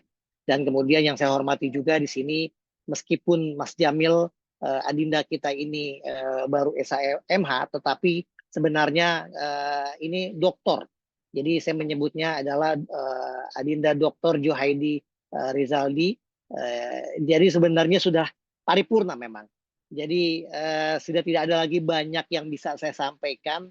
Namun sekali lagi saya hanya ingin menekankan bahwa saya sekali lagi terima kasih kepada Mimbar Hukum yang sudah menjalin kerjasama dengan IBLAM, dan hari ini pun juga saya mohon maaf tidak dapat menampilkan slide karena kebetulan hari ini kita IBLAM ada sebuah kegiatan apa namanya outbound gitu ya, yang harus berbagi tetapi kemudian tanpa mengurangi rasa hormat, rasa cinta saya kepada Mimbar Hukum, kemudian Mas Jamil, wabil khusus pada Dr. Anggawira yang juga merupakan calon menteri reshuffle tahun depan, dan kemudian juga Amin. ini ada adinda Dr. Juhaidi. Saya hanya ingin menyampaikan gini Mas, jika kemudian tadi banyak hal kita sudah apa namanya kita dengar dan kemudian kita lihat presentasi yang disampaikan oleh Pak Dr. Anggawira dan kemudian adinda Dr. Juhaidi, saya ingin menyampaikan bahwa jika kemudian kita lihat di dalam konstitusi kita, pasal 1 ayat 2, itu memang dikatakan bahwa kedaulatan berada di tangan rakyat. Rakyat yang berdaulat atas kekuasaan, kepemilikan, dan bahkan kemudian atas pengelolaan negara ini. Tetapi kemudian jangan kita berhenti kepada pasal 1 ayat 2 di dalam Undang-Undang Dasar 45. Selanjutnya ada pasal 1 ayat 3 yang mengatakan bahwa kita adalah negara hukum. Maka kemudian artinya segala tindak tanduk, segala langkah, segala perbuatan yang dilakukan oleh warga negara dan kemudian yang dilakukan oleh penyelenggara negara, dalam hal ini pemerintah, itu harus berdasarkan dengan hukum. Jadi kita tidak bisa kemudian kita berbicara mengenai sebuah lembaga negara, kita bicara mengenai tentang ketahanan pangan atau ketahanan energi, tapi kemudian tidak ada landasan hukum. Yang kemudian tadi sudah disampaikan oleh adinda Dr. Juhaidi, ada pasal 33 yang mengatur khusus mengenai tentang pangan itu sendiri. Nah, beranjak dari ini semua, maka kemudian jika kemudian kita lihat dari teorinya Lawrence Friedman, nah ini adinda Dr. Juhaidi ini paham betul tentang teorinya Lawrence Friedman. Teori Lawrence Friedman itu kan ada 3 hal. Itu ada tentang struktur hukum, gitu ya. Dan kemudian ada substansi hukum yang kedua, dan kemudian yang ketiga ada budaya hukum. Nah, artinya perbuatan yang dilakukan oleh negara ini sesungguhnya harus juga berdasarkan bagaimana struktur hukum yang ada. Dan kemudian yang terpenting juga ada substansi yang terkandung di dalam aturan itu sendiri. Saya sepakat yang disampaikan oleh adinda Dr. Juhaidi dan kemudian yang disampaikan oleh Kanda Dr. Anggawira, bahwa sekali lagi ini ada urgensi kita di dalam melihat sebuah pengelolaan negara. Bahkan kemudian kita bisa lihat juga bagaimana asta-cita yang disampaikan oleh Pak Prabowo untuk mengedepankan visi beliau 5 tahun ke depan. Mungkin kita bisa lihat di Google dan kemudian kita bisa juga membaca asta-cita yang disampaikan oleh Pak Prabowo, Mas Gibran. Itu kan yang pertama, memperkokoh ideologi Pancasila, demokrasi dan hak asasi manusia. Nah, artinya di sini Pak Prabowo dan kemudian Mas Gibran ini kan ingin juga memperkokoh tentang ideologi Pancasila dan kemudian juga ingin memperkokoh hak asasi manusia. Karena jangan sampai kemudian kita bicara mengenai ketahanan pangan, kita bicara mengenai ketahanan energi, tapi kemudian ideologi Pancasila itu tidak dikedepankan. Dan kemudian kita tidak juga memberikan landasan terkait mengenai hak asasi manusia itu sendiri. Dan kemudian yang kedua, kita lihat dalam asta-citanya Pak Prabowo Mas Gibran, itu kan dikatakan memantapkan sistem pertahanan keamanan negara dan mendorong kemandirian bangsa melalui swasembada pangan, energi, air, ekonomi kreatif, ekonomi hijau, dan ekonomi biru. Nah, ini kan artinya Pak Prabowo dan Mas Gibran kan melihat bahwa bangsa ini cukup kaya. Bangsa ini kaya dengan sumber daya alam yang ada, maka kemudian dengan kekayaan yang ada, ini jangan kemudian kita terbengkalaikan. Tadi Adinda Dr. Juhaidi sudah sampaikan bagaimana sejarah perjalanan bangsa ini, gitu ya. Bagaimana yang disampaikan oleh Bung Hatta, gitu ya. Nah, artinya sekali lagi saya sepakat bahwa sebenarnya harus ada substansi, harus ada aturan yang memang benar-benar mengatur tentang sebuah badan atau tentang ketahanan energi itu sendiri. Dan kemudian kita lihat asta-cita yang ketiga. Itu kan dikatakan bahwa meningkatkan lapangan kerja yang berkualitas, mendorong kewirausahaan, mengembangkan industri kreatif, dan melanjutkan pengembangan infrastruktur. Nah, artinya sekali lagi, jika kemudian kita kaya dengan energi, kita kaya dengan pangan yang kita miliki, maka menjadi penting artinya industri kreatif yang kita miliki ini dikembangkan, kan gitu. Nah, artinya memang memandang bahwa ada keberlanjutan atau dan inklusivitas dalam pertumbuhan ekonomi. Karena dengan kita kemudian menjaga sumber daya alam yang ada, ini kan kita memberikan keberlanjutan bagi bangsa ini sendiri. Dan kemudian yang keempat, itu bagaimana memperkuat pembangunan sumber daya manusia, sains, kemudian teknologi, pendidikan kesehatan, prestasi olahraga, kesetaraan gender, serta penguatan peran pemuda dan penyandang disabilitas. Nah, dengan asta-cita yang keempat ini, saya juga melihat artinya Pak Prabowo itu kan ingin juga ingin juga bukan hanya semata-mata sumber daya alam yang kita miliki kita kembangkan, tetapi kemudian manusianya ditinggalkan.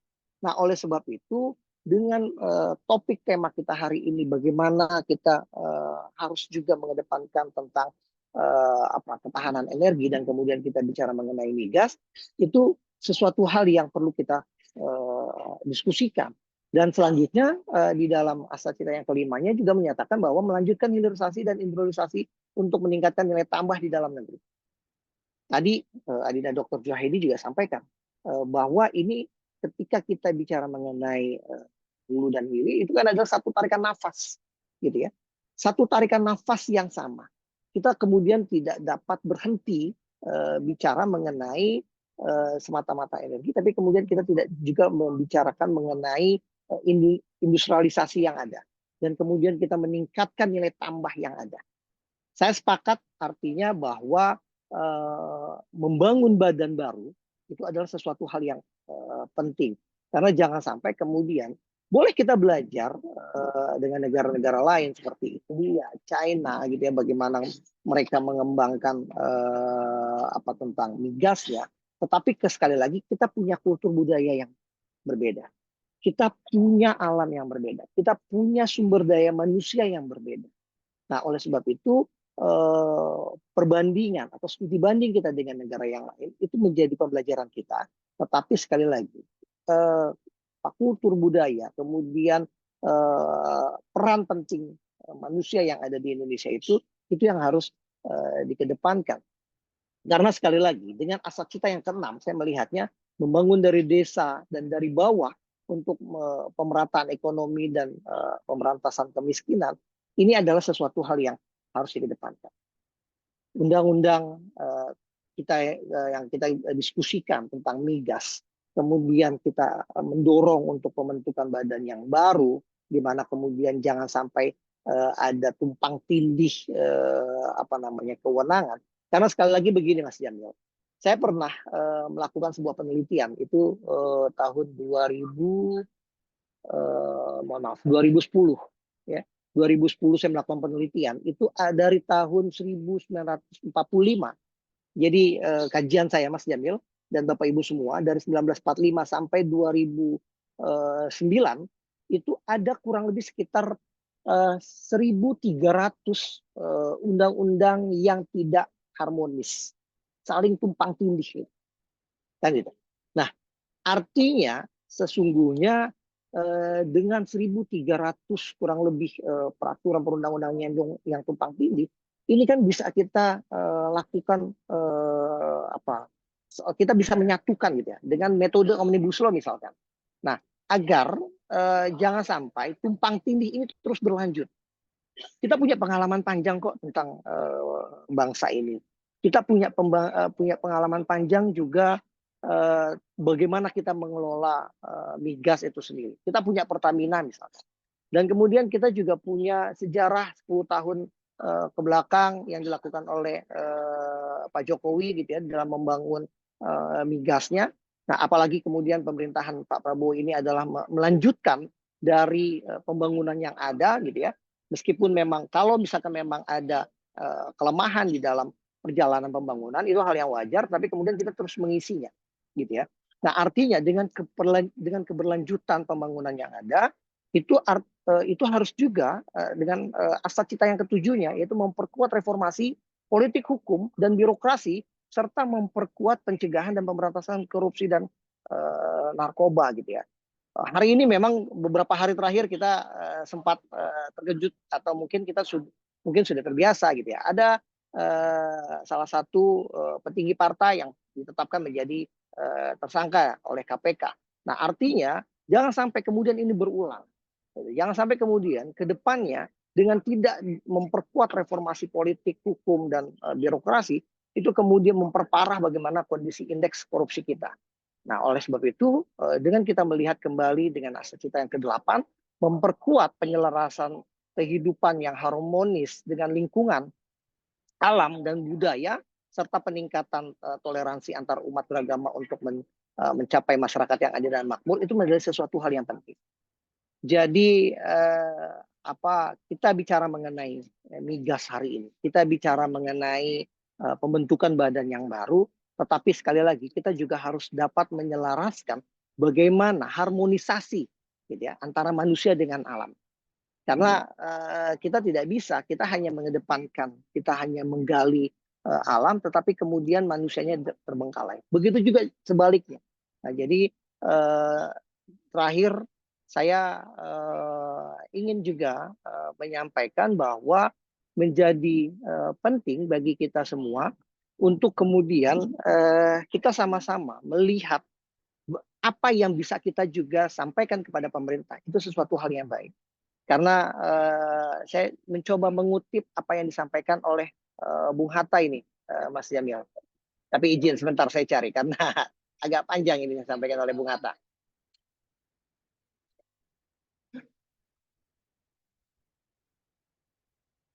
Ya, saya ingin mengutip apa yang disampaikan oleh Bung Hatta nih Mas Jamil.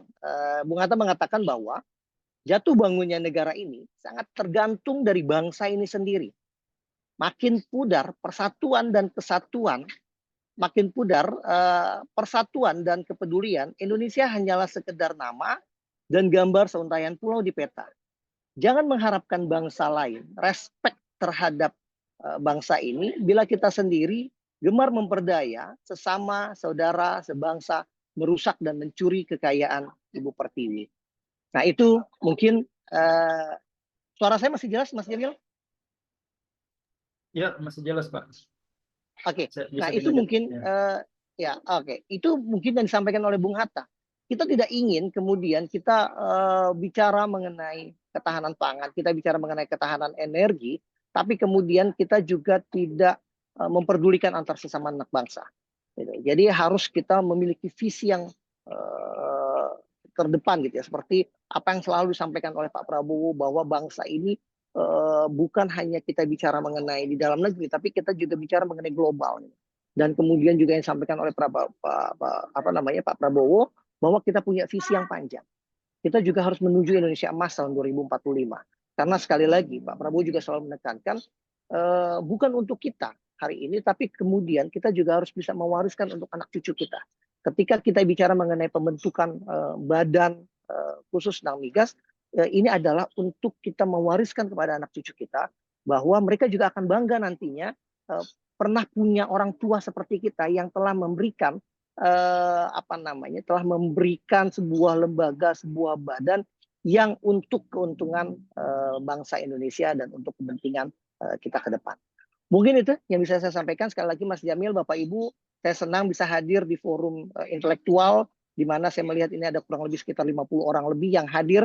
Meskipun kemarin ini juga di akhir tutup tahun 2024, saya berharap semoga mudah-mudahan di tahun 2025 ke depan Bapak Ibu kita semua diberikan selalu kesehatan dan kemudian kesuksesan, dan kemudian kita juga selalu memberikan yang terbaik bagi bangsa Indonesia. Karena jangan sampai kemudian kita hanya mengkritik, tetapi kemudian kita juga tidak memberikan solusi.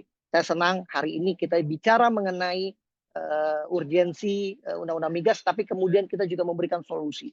Kita memberikan apa yang terbaik untuk ketahanan energi itu sendiri. Apa yang terbaik untuk ketahanan pangan itu sendiri. Mungkin itu yang bisa saya sampaikan. Terima kasih. Mohon maaf jika ada salah ucap, salah kata datangnya dari saya sebagai hamba Allah yang paling lemah.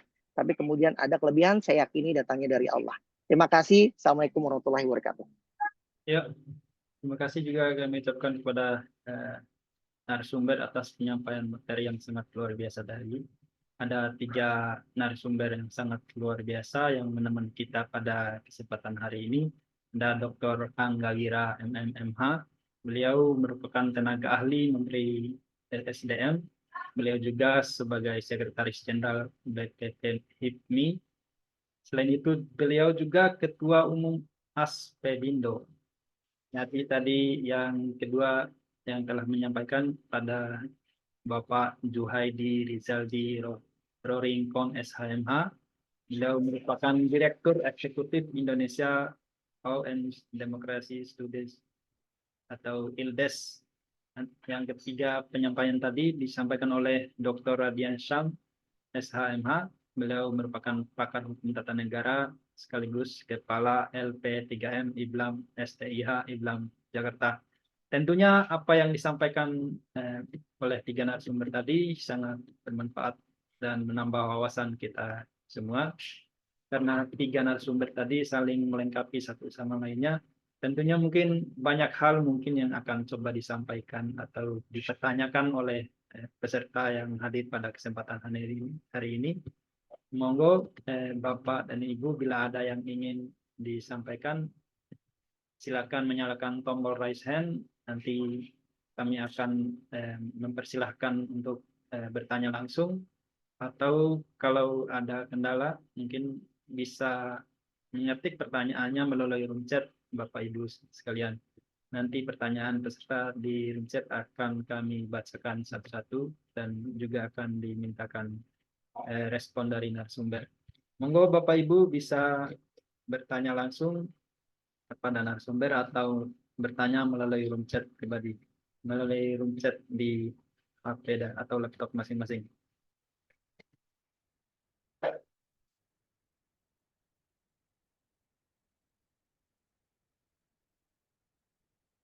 Atau mungkin sudah sangat jelas nih pemaparannya. Monggo Bapak Ibu, mumpung waktu kita masih ada banyak sebelum kita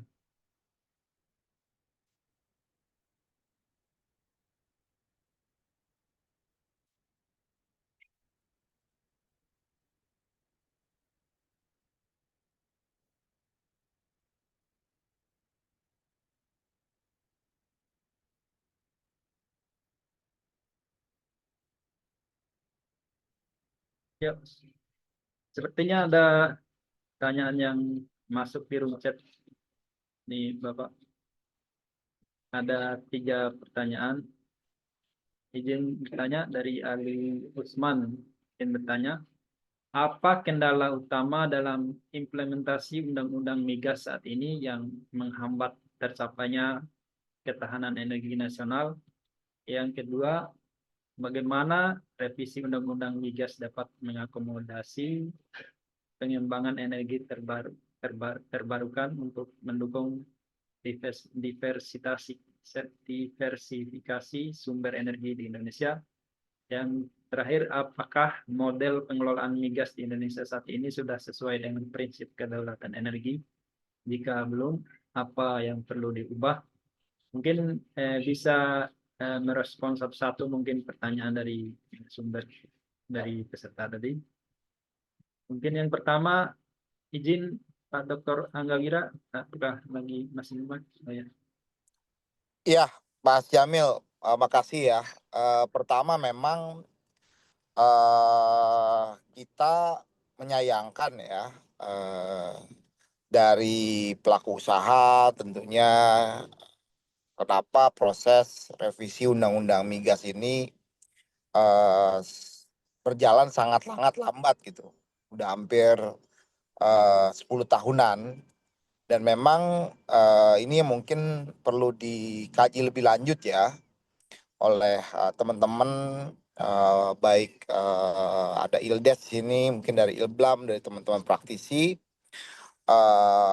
Pada waktu itu kan memang terkait pembubaran BP Migas oleh MK ini tentunya sebenarnya ada jangka waktunya ya untuk penyempurnaan kelembagaan atau badannya ada. Nah, sekarang kan memang karena status SKK Migas yang secara aturan masih bersifat ad hoc sebenarnya ya. Nah, ini yang menurut pandangan kami menyebabkan terjadinya kompleksitas dari penyusunan aturan-aturan lainnya. Seperti misalnya kita lihat SKK Migas ini kan sebenarnya nggak jauh berbeda dengan BP Migas sebelumnya ya. Menjadi kepanjangan tangan pemerintah untuk melakukan kerjasama ya. Nah itu, tapi di sisi lain seharusnya ketika badan usaha atau wilayah kerja yang dimiliki ini adalah masih milik negara ya, seharusnya badan usaha ini memiliki suatu kemudahan ya dalam sisi perizinan. Jadi artinya badan usaha tinggal bekerja, perizinan-perizinan yang dibutuhkan untuk melakukan kegiatan usaha itu menjadi kewenangan atau menjadi urusan daripada pemerintah melalui misalnya badan khusus atau BUMN khusus ya. Ini kan ada 2 pendekatan tadi ya yang saya cermati dari paparan daripada Zaldi gitu ya. Nah, ini yang bertanggung jawab untuk membereskan semua. Nah, sebenarnya kalau menurut pandangan saya pengelolaan SDA kan ada 2 rezim ya. Yang sekarang ada rezim izin usaha pertambangan misalnya IUP ya di Undang-Undang Minerba gitu kan. Lalu ada rezim Undang-Undang Migas yang dimana wilayah wilayah kerja itu masih menjadi milik pemerintah, kontraktor bekerja sama ya, karena memang pada waktu itu di rezim pertambangan juga pada waktu itu dikenal dengan rezim kontrak karya, Mas Jamil, PKP 2B yang besar-besar itu kan. Tapi ada Undang-Undang Minerba yang terbaru itu kan rezim PKP 2B dihapus, lalu adanya lahirnya rezim IUP ya, izin usaha pertambangan. Nah, karena ada 2 pendekatan, ini memang perlu diakselerasi sama-sama punya negara, punya pemerintah, kandungan sumber daya alam, tapi 2 pendekatannya beda gitu kan, lucu sebenarnya. Nah ini Zaldi ya kan, Mas Zaldi, Mas Radian, 2 sama-sama nih pendekatannya satu pendekatan kontrak kerjasama ya. Di sisi lain ada pendekatan izin usaha. Nah, ini yang menurut saya perlu perlu di exercise juga. Jangan-jangan malah izin usaha pertambangan itu yang menabrak prinsip-prinsip dari pasal 33 Undang-Undang Dasar 45. Sedangkan di dalam migas sebenarnya sudah tepat rezimnya adalah kontrak kerjasama yang masih memiliki pemerintah negara dalam hal ini masih ikut dalam melakukan review atau melakukan proses-proses secara bisnis juga misalnya gitu ya dengan misalnya aturan-aturan yang ada. Jadi saya rasa hal ini bisa menjadi salah satu referensi ya gitu. Yang lainnya memang tadi juga ada pertanyaan mengenai mekanisme gross spread atau cost recovery. Sebenarnya sih nggak ada masalah ya mau gross spread mau cost recovery K3S atau kontrak kerjasama silakan silakan memilih. Mungkin kalau dari sisi gross spread itu kan lebih sederhana ya penghitungannya, tapi dari sisi resiko namanya gross split ya resiko lebih besar di perusahaannya gitu, pengusahanya. Sedangkan kalau di gross split ya sama-sama di cost recovery sama-sama ada sharing resiko lah, ada sharing resiko. Ya tergantung pendekatannya, saya rasa nggak ada masalah dua pendekatan tersebut sekarang sudah diperbolehkan, mana saja yang menurut para pelaku usaha yang paling punya kemudahan atau bisa mempercepat proses-proses yang ada. Yang lainnya soal tadi ada disinggung juga undang-undang mengenai EBTKE juga kan sedang berproses. Ini kalau bisa memang accelerate sekaligus. Jadi perlu disinkronize nih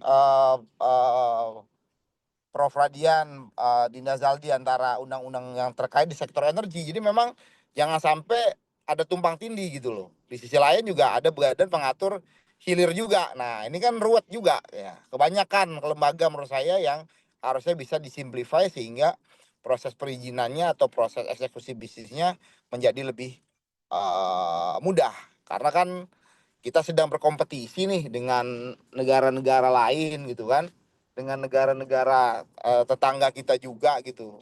Kalau kita tidak probis ya investasi lari, padahal kita butuh investasi untuk membuka lapangan pekerjaan gitu. Dan tadi kita butuh untuk mengejar defisit kita ya, neraca perdagangan. Lalu kita juga perlu untuk untuk meningkatkan produksi migas kita untuk menutup defisit juga. Jadi saya rasa banyak hal-hal yang memang bisa kita lakukan dan saya rasa ini momentumnya ya karena Pak Presiden berulang kali menyatakan ketahanan energi, DPR juga punya target-target, tapi ya DPR-nya juga harus punya kemauan gitu loh untuk menyempurnakan ini. Kalau enggak kan kasihan juga gitu loh menurut saya para pekerja yang ada di industri ini dikasih target besar tapi tidak diberikan suatu tools yang lengkap gitu. Kira-kira gitu, Mas Jamil. Tanggapan dari saya, makasih. Ya, terima kasih atas tanggapan dari Dr. Anggawira. Ya, mungkin tadi sudah merespon semua pertanyaan di room chat. Mungkin sebagai penambah, mungkin saya berikan kesempatan kepada Bapak Dr. Radian Syam untuk merespon pertanyaan yang masuk tadi. Monggo Pak Radian.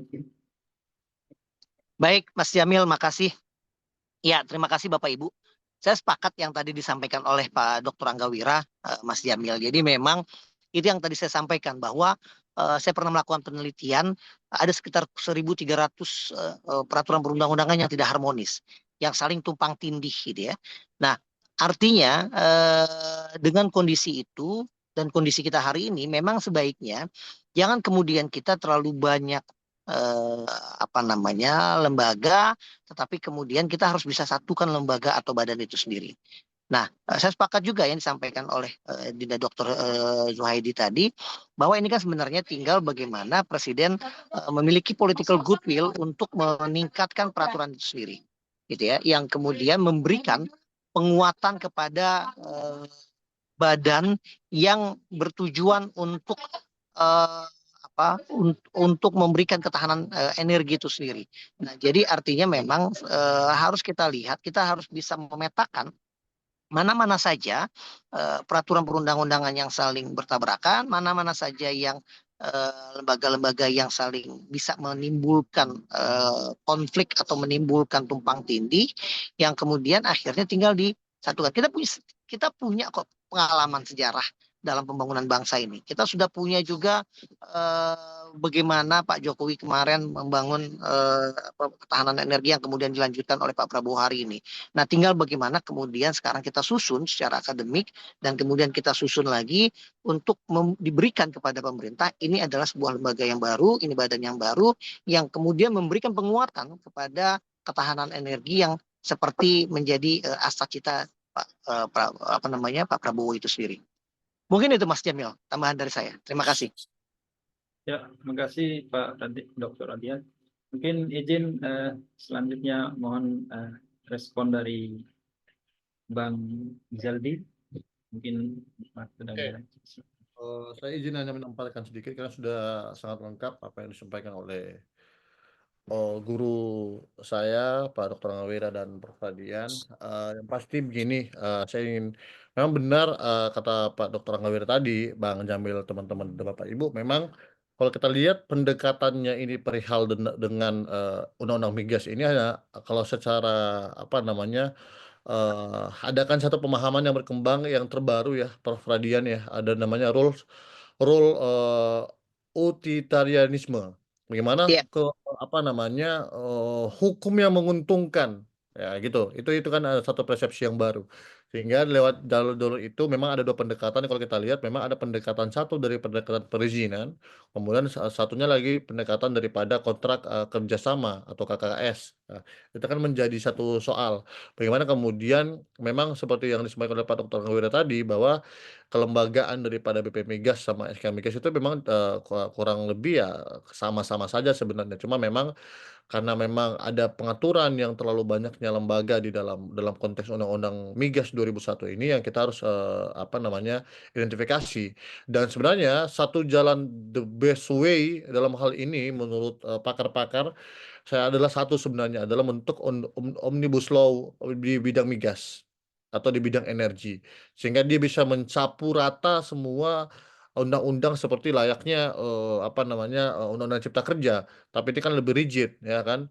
Dan itu kan sebenarnya yang dimau sebenarnya konsep daripada apa namanya omnibus law itu atau omnibus bill itu kan sebenarnya itu dia masing-masing per cluster, ada migas, ada pangan dan lain sebagainya. Sehingga kemarin Prof. Radian kemarin dorong adanya omnibus law tentang bidang pangan. Bagaimana menyamakan persepsi antara kebutuhan tanah, bagaimana kemudian ketersediaan pupuk dan lain sebagainya. Ini juga layaknya seperti dengan bidang energi. Dalam hal ini ada migas, kemudian ada juga EBTKE. Ini kan satu tarikan nafas yang tidak dapat dipisahkan Bang Jamil dan teman-teman. Sehingga ini yang menjadi satu PR ke depan bagaimana kemudian ada komitmen pemerintah yang saya sampaikan tadi langkah-langkah konkret kalau Pak Prabowo apa namanya Pak Presiden Prabowo berani ya bentuk saja perpresnya pasti ada kajian-kajiannya sudah banyak banget kajian yang berkaitan dengan hal ini bentuk perpresnya ya kan ataupun bentuk kepala badannya seperti dana antara kepala badan sudah ada ya wakil kepala badan sudah ada kantor sudah ada tapi landasan hukum belum ada. Itu kan satu terobosan juga, kan bisa jadi begitu. Tapi kemudian ada kerja-kerja, ada tim misalnya tim transisi kan. Kan kita biasa identik dengan tim transisi namanya. Bagaimana kemudian ada peralihan nantinya SK Migas, BPH Migas ini menjadi badan khusus. Dan sekali lagi badan khusus ini dia bisa dari ketiga fungsi pembuat kebijakan, fungsi regulasi dan fungsi komersial itu adalah badan khusus ini menjalankan dua fungsi yaitu fungsi komersial maupun fungsi regulasi. Sehingga kemudian tadi ada juga pertanyaan dari apa namanya, Pak siapa, Pak Yuda atau Pak Yudi tadi ya, kenapa K3S itu harus juga mengurus izin.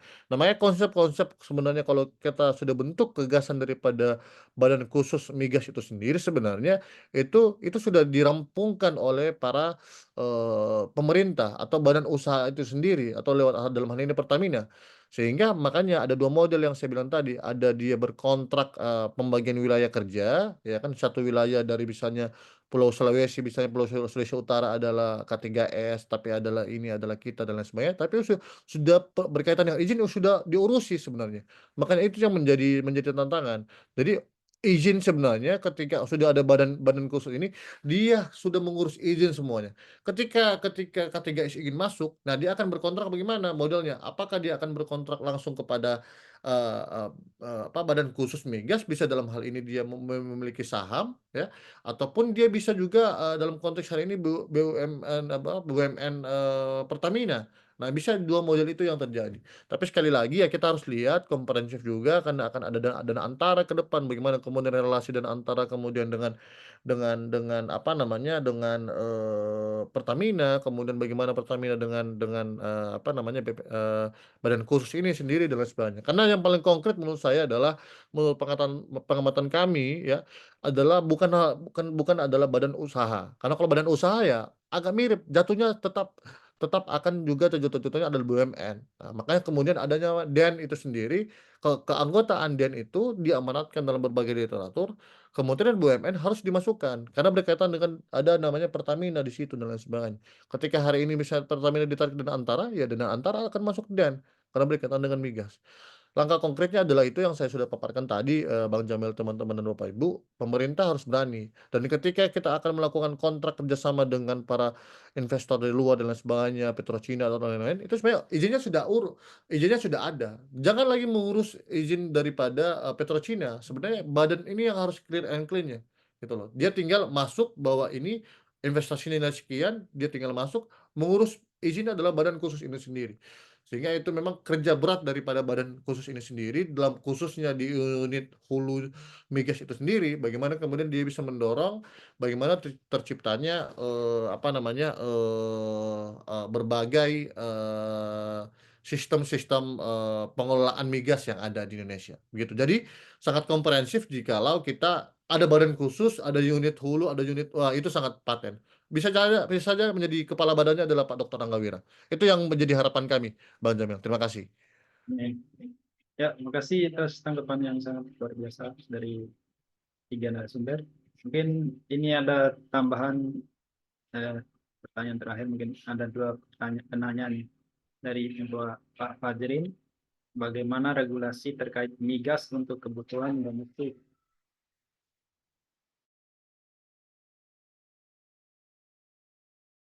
Dan yang kedua dari pertanyaan dari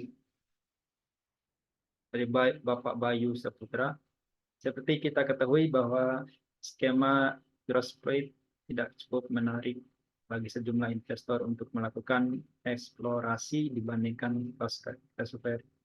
Mohon pendapatnya, apakah skema gross plate ini akan tetap menjadi prioritas setelah pengesahan revisi UU Migas?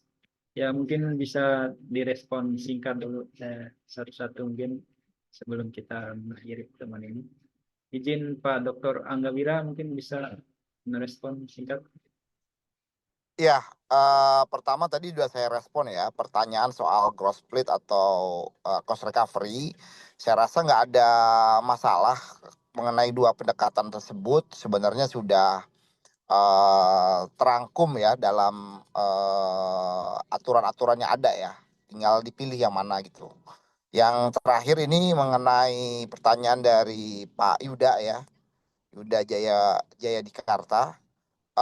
Itu yang memang menjadi tantangan ya Pak Yuda ya, bahwasannya, karena sebenarnya ini kontraktor ini sifatnya pekerja ya, sebenarnya bohirnya ini kan owner-nya ini adalah pemerintah ya, negara diwakili pemerintah. Harusnya memang dari sisi perizinan, tinggal terima beres. Nah, makanya perlu adanya revisi ini sehingga kementerian lembaga yang terkait pengurusan perizinan tersebut bisa terbundling dalam badan yang ada itu gitu loh. Walaupun sekarang sebenarnya di SKK Migas juga kementerian lembaga itu sudah masuk menjadi Komwas ya. Mungkin perlu lebih didetailkan dalam rangka tadi apa namanya, saya setuju juga mungkin bisa ada omnibus juga di sektor energi ya, karena banyak hal yang memang saling terkait satu sama lain ya. Yang lainnya soal dengan izin sebagai ya bisa aja kalau memang ada otoritas perizinan khusus, yaitu tadi di sektor energi perlu juga menurut saya. Jadi sebenarnya challenge-nya ini bukan hanya di hulu migas tapi juga di sektor-sektor yang saling terkait gitu loh, dan tentunya juga mengenai kelistrikan dan lain sebagainya. Ini memang tidak bisa dipisahkan satu sama lain. Perlu adanya suatu otoritas yang memang punya kewenangan secara technically juga gitu. Walaupun kita misalnya punya Dewan Energi Nasional misalnya, itu kan hanya perumusan kebijakan ya, secara konseptual dan secara makro. Tapi kalau secara technically-nya ya memang diperlukan suatu entitas yang bisa mengcover pelaksanaan kegiatan ini, mempermudah kegiatan-kegiatan ini sehingga apa yang kita harapkan kemudian perizinan ini bisa mudah, kita punya daya saing, competitiveness yang bagus, iklim usaha yang positif gitu ya. Ya akhirnya kita bisa punya daya saing yang bagus. Saya rasa itu Mas Jamil yang bisa saya sampaikan. Saya izin undur diri karena sebentar lagi ada ngisi materi juga nih di sela-sela liburan, ngisi materi di LK2 HMI cabang Bogor ya, karena saya sebagai senior ini harus hadir juga di tengah-tengah teman adik-adik semua. Makasih sekali Luar lagi, biasa ya memang sampai Kanda Ya, Dr. Angga Wira ini. ya, Sehat selalu terima Kanda. kasih ya. siap Prof, Siap, siap Prof. Ya, sehat Makasih sukses. undangannya. Next time kita bisa kopi darat juga dengan teman-teman semuanya, mimbar hukum. Saya rasa ini hal yang sangat positif karena memang sebenarnya ya kalau kita bicara negara maju ya Pak Radian ya, sebenarnya negara Siap, maju itu kuncinya cuma satu ya, aturan-aturan yang memang bisa merespon perkembangan yang ada dan memang penegakan hukum gitu Prof Radian. Jadi siap. kunci utamanya fondasinya di situ ya. Jadi harapan kita Ya, di tahun pemerintahan baru ini ya, ya lebih menekankan soal penegakan hukum ya, ya comply lah gitu ya. Kalau kita lihat negara seperti Singapura, ya China bisa maju ya karena memang adanya penegakan hukum yang bisa benar-benar ditegakkan secara fair gitu. siap. Ya, Sepakat, Angga Wira. terima kasih Pak Dr. Angga Wira telah meluangkan waktunya. Terputus kayaknya. Ya, mungkin sebelum pamit mungkin ada mungkin sedikit closing statement mungkin yang perlu disampaikan oleh Pak Dokter. Mungkin singkat aja. Cukup Bang, cukup, Oh ya, sudah cukup. oh ya, Udah paten siap. udah. Lanjut ya. Ya, terima kasih semuanya. Ya, selanjutnya mungkin dari Bapak Dr. Radiansyah merespon pertanyaan tadi. Mungkin sekaligus terakhirnya nanti setelah merespon mungkin sekalian closing statement dari Bapak. Ya, baik Mas Jamil. Ya. Ya, terima kasih Mas Jamil dan Bapak Ibu semua. Saya mungkin tidak perlu terlalu banyak merespon karena tadi sudah jelas yang disampaikan oleh Pak Dr. Angga Wira, kemudian juga Dinda Dr. Johaidi. Ini kita doakan tahun depan atau 2 tahun lagi menjadi doktor ini. Ya, nah karena sebenarnya sudah paripurna apa yang disampaikan tadi.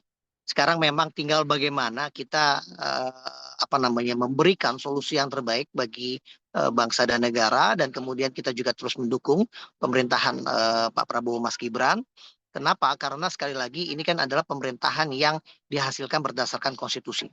Dan kemudian saya hanya ingin menekankan sekali lagi bahwa sebenarnya juga jika kemudian kita lihat dari hasil Pilpres kemarin, ini kan Pak Prabowo ini kan mendapatkan kurang lebih sekitar 96 juta ya, Dinda Dokter ya, suara.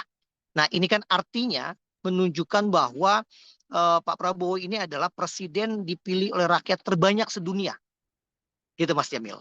Jadi pertama presiden di dunia yang dipilih banyak oleh rakyatnya 96 juta itu adalah Pak Prabowo 2024 kemarin, dan kemudian yang kedua itu Pak Jokowi 2019, dan yang ketiga itu Joe Biden 2018. Nah, artinya dengan dukungan suara yang diperoleh oleh Pak Prabowo, Mas Gibran, yang diberikan rakyat kepada mereka berdua, ini kan artinya juga kita harus dapat juga memberikan dukungan bagi pemerintahan. Jika memang ada proses dalam perjalanannya, ada kemudian kekurangan, itu hal yang wajar, tapi kemudian kita juga harus selalu mengedepankan budaya intelektual, budaya membangun diskusi. Jangan selalu kita mengedepankan jika ada sesuatu hal yang kurang, kita nyinyir gitu ya. Nah, hal-hal nyinyir, hal-hal negatif itu harus kita tinggalkan. Kenapa? Karena sekali lagi kita adalah bangsa yang besar. Saya sepakat apa yang disampaikan oleh Pak Prabowo, ini kita jangan hanya melihat Indonesia semata, tapi kemudian ada pertarungan global yang yang ada gitu ya. Bahkan kemarin yang disampaikan oleh Pak Prabowo di Turki itu kan cukup mempertegas posisi Indonesia, gitu ya. Nah, oleh sebab itu dengan posisi mempertegas posisi Indonesia itu, kita juga harus bisa melihat bagaimana ketahanan energi yang ada. Kita juga harus bisa memberikan jalan keluar bagi ketahanan energi, ketahanan pangan yang ada. Dengan mungkin metode Omnibus Law yang tadi disampaikan oleh Adinda Dr. Juhaidi, yang saya sepakat gitu ya, Omnibus Law tentang ketahanan energi, ya ini sesuatu hal yang menjadi jalan keluarnya. Nah, itu mungkin yang bisa saya sampaikan, Mas Jamil. Jadi sekali lagi saya senang bisa hadir di forum yang luar biasa ini. Saya senang dapat ilmu tadi dari Pak Dr. Anggawira, kemudian dari Dinda Dr. Juhaidi, dan kemudian dari Bapak Ibu semua. Gitu. Nah, hal-hal ini yang menjadi ilmu dan semoga bisa bermanfaat buat kita semua. Terakhir saya ingin tutup dengan pantun, boleh Mas Jamil? Saya sengaja tutup Ya, dengan boleh pantun Pak. karena Boleh, Pak. Siap. saya ingin menantang Dinda Dr. Juhaidi untuk berbuat pantun juga ini. Hilir sungai, perahu berlayar. Jelas ya Cakep. Mas ya? Cakap. Saya ulang. Hilir sungai, perahu berlayar. Cakap. Tertiup angin hingga ke dermaga. Cakap. Imblam dan mimbar hukum, tempat semangat belajar. Hukum dan migas, satukan tenaga. Cakap. Mantap. Ya, terima kasih Pak. Baik, lebih kurang mohon maaf. Terima kasih. Assalamualaikum warahmatullahi wabarakatuh. Ya, terima kasih kepada Pak Dr. Diasan. Ya, atas menyampaikan pemaparan respon yang luar biasa juga. Ya, mungkin terakhir kepada Bapak Juhaidi Rizaldi Roringkon, mungkin bisa merespon singkat sekaligus closing statement mungkin ya, sebelum Oke, kita Bang. menutup. Ya, monggo. Ya, Bang Jamil, Prof. Radian, dan Bapak Ibu semua dan teman-teman sekalian, memang kalau dari saya mungkin ini hanya tinggal konsep-konsep sudah ada, tinggal kita detailkan sebenarnya kan. Ini nanti ada sebelum Prof.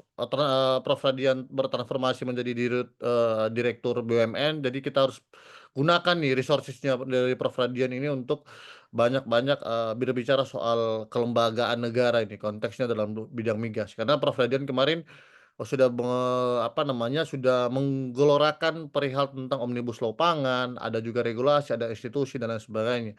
Nah, itu mungkin itu menjadi satu catatan penting juga bagaimana kemudian nanti ke depan adanya Omnibus Law perihal tentang migas.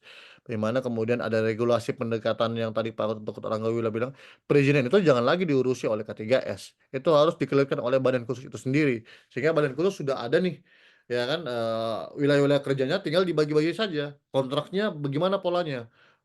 Tanam saham atau pembagian wilayah kerja dan lain sebagainya. Itu kan tinggal dibicarakan secara bisnisnya. Makanya itulah badan khusus ini bisa menjadi fungsi komersial dan juga bisa menjadi fungsi regulasi, dan dia mewakili negara dalam melakukan kontrak-kontrak dengan berbagai K3S yang ada. Itu adalah poinnya. Dan untuk keberanian bagaimana kemudian apabila tahun depan ini tidak terlaksana, maksimal 2 tahun depan ya, tidak sia-sia kita berbicara perihal hal ini. Bagi saya, karena ini momentum bagaimana kemudian kita mencapai Indonesia emas, ketahanan energi, ketahanan pangan ini kan adalah pemerintahan yang sekarang. Ya kan, kebijakan-kebijakan 5 tahun, 10 tahun ini ya di era Pak Presiden Prabowo yang kemungkinan 2 periode juga dan Mas Gibran juga, itu menjadi momentum untuk kemudian mencapai Indonesia Emas. Nah, ini Amin. momentum. Oh, tidak ya kan Prof, tidak ada pijakan yang kuat ya, kita tidak akan mencapai Indonesia Emas 2045 yang kita sering semua tema kegiatan kampus komunitas Indonesia Emas, tapi action kita belum ada nilai-nilai soal hal itu mungkin dalam konteks kelembagaan negara ya. Karena memang satu, dorongan dari Ildes, dari Prof Jimli dan teman-teman pakar hukum tata negara yang lain adalah sebenarnya mereformulasi kelembagaan negara dalam konteks konstitusionalisme. Itu adalah dalam konstitusi, bagaimana ada kedudukan DPD, masih banyak lagi PR-PR kita ke depan untuk bagaimana perihal dengan kelembagaan negara. Bagaimana kemudian ada impact kementerian negara lebih banyak sekarang. Kabinet kita ada 109 kalau tidak salah. Nah, itu kan mempunyai nilai-nilai yang kemudian bisa menjadikan satu value yang ya bisa negatif, bisa positif bagi kita ke depan. Mungkin hanya itu yang dapat saya sampaikan. Langkah konkretnya sudah saya paparkan tadi bahwa Presiden bisa ke perpres, kemudian dorong itu barang di DPR. Itu kalau Presiden Pak Prabowo saya yakin mudah. Menghapus utang saja ratusan miliar ya, Prof ya. Bisa UMKM, PP, bisa juga ini PP Ya. ini. Nah, ini bisa jadi ini kan tinggal Prof aja, Prof Radian bisik-bisik lah, ya kan. Kan Prof Radian ini kan Bapak Ibu teman-teman Dewan Pakar Prabowo Gibran. Jadi ya bisik-bisik aja Prof. Prof bisik saja barang. Mungkin itu terima kasih. Ya, orang Manado tidak bisa berpantun. Kalau Prof bisa, orang Padang. Kalau kita nggak bisa, Bang Jamil izin, teman-teman. Oh ya, siap, siap. Berarti kalau gitu Mas Jamil, Iya, ya. kalau tadi saya sudah sempurnakan Dinda Dr. Juhaidi itu ilmunya, tapi kemudian saya kurangi mungkin 0, sekian karena pantunnya itu tidak dimiliki itu. Oh ya, terima kasih. Nah, acara yang sangat luar biasa yang tentunya pada hari ini. Dan mengucapkan terima kasih banyak pada seluruh narasumber yang telah meluangkan waktu. Ada Dr. Angga Wira MMH, Dr. Radian Syam SHMH, dan Dr. Joedi Rizaldi Roringkon SHMH. Demikian mungkin pertemuan kita pada hari ini tidak terasa sudah berakhir. Kami ucapkan terima kasih juga kepada seluruh peserta yang telah antusias mendengarkan dan juga bertanya melalui forum ini. Demikian webinar yang diselenggarakan Mimbar Hukum Indonesia bekerjasama dengan IBLAM Jakarta dan juga disupport oleh Menteri SDM melalui Pak Dokter tadi dan juga dari Ildes. Kurang lebihnya mohon maaf. Mas Jamil, izin Mas Jamil. Saya ingin menyampaikan sekali lagi terima kasih ini pada mimbar Bapak Ibu semua. Salam hormat dari Ketua Yayasan Pak Dr. Rahmat Dwi Putranto. Kemudian salam juga dari Ketua SPY Prof. Angkasa. Senang sekali lagi mimbar hukum ini selalu membangun diskusi secara intelektual, dan saya lihat juga dari awal sampai akhir ya Dinda Dokter ini pesertanya selalu stabil dari 57, 54. Ini kan artinya menunjukkan bagaimana mimbar hukum dengan IBLAM terus bersinergi untuk mengedepankan pola-pola diskusi secara intelektual. Mungkin itu Mas Jamil. Sekali lagi terima kasih, sukses selalu buat kita semua. Ya, terima kasih kami ucapkan juga kepada seluruh peserta dan juga kepada Pak Dr. Radian Syam. Ya, mungkin demikian. Sampai jumpa kembali di acara yang akan datang. Cukup sekian. Assalamualaikum warahmatullahi wabarakatuh. Sekali lagi kami ucapkan Waalaikumsalam warahmatullahi wabarakatuh. Sehat ya, Mas Jamil, sehat ya, Dokter. siap. Bapak Ibu semua. Izin Pak.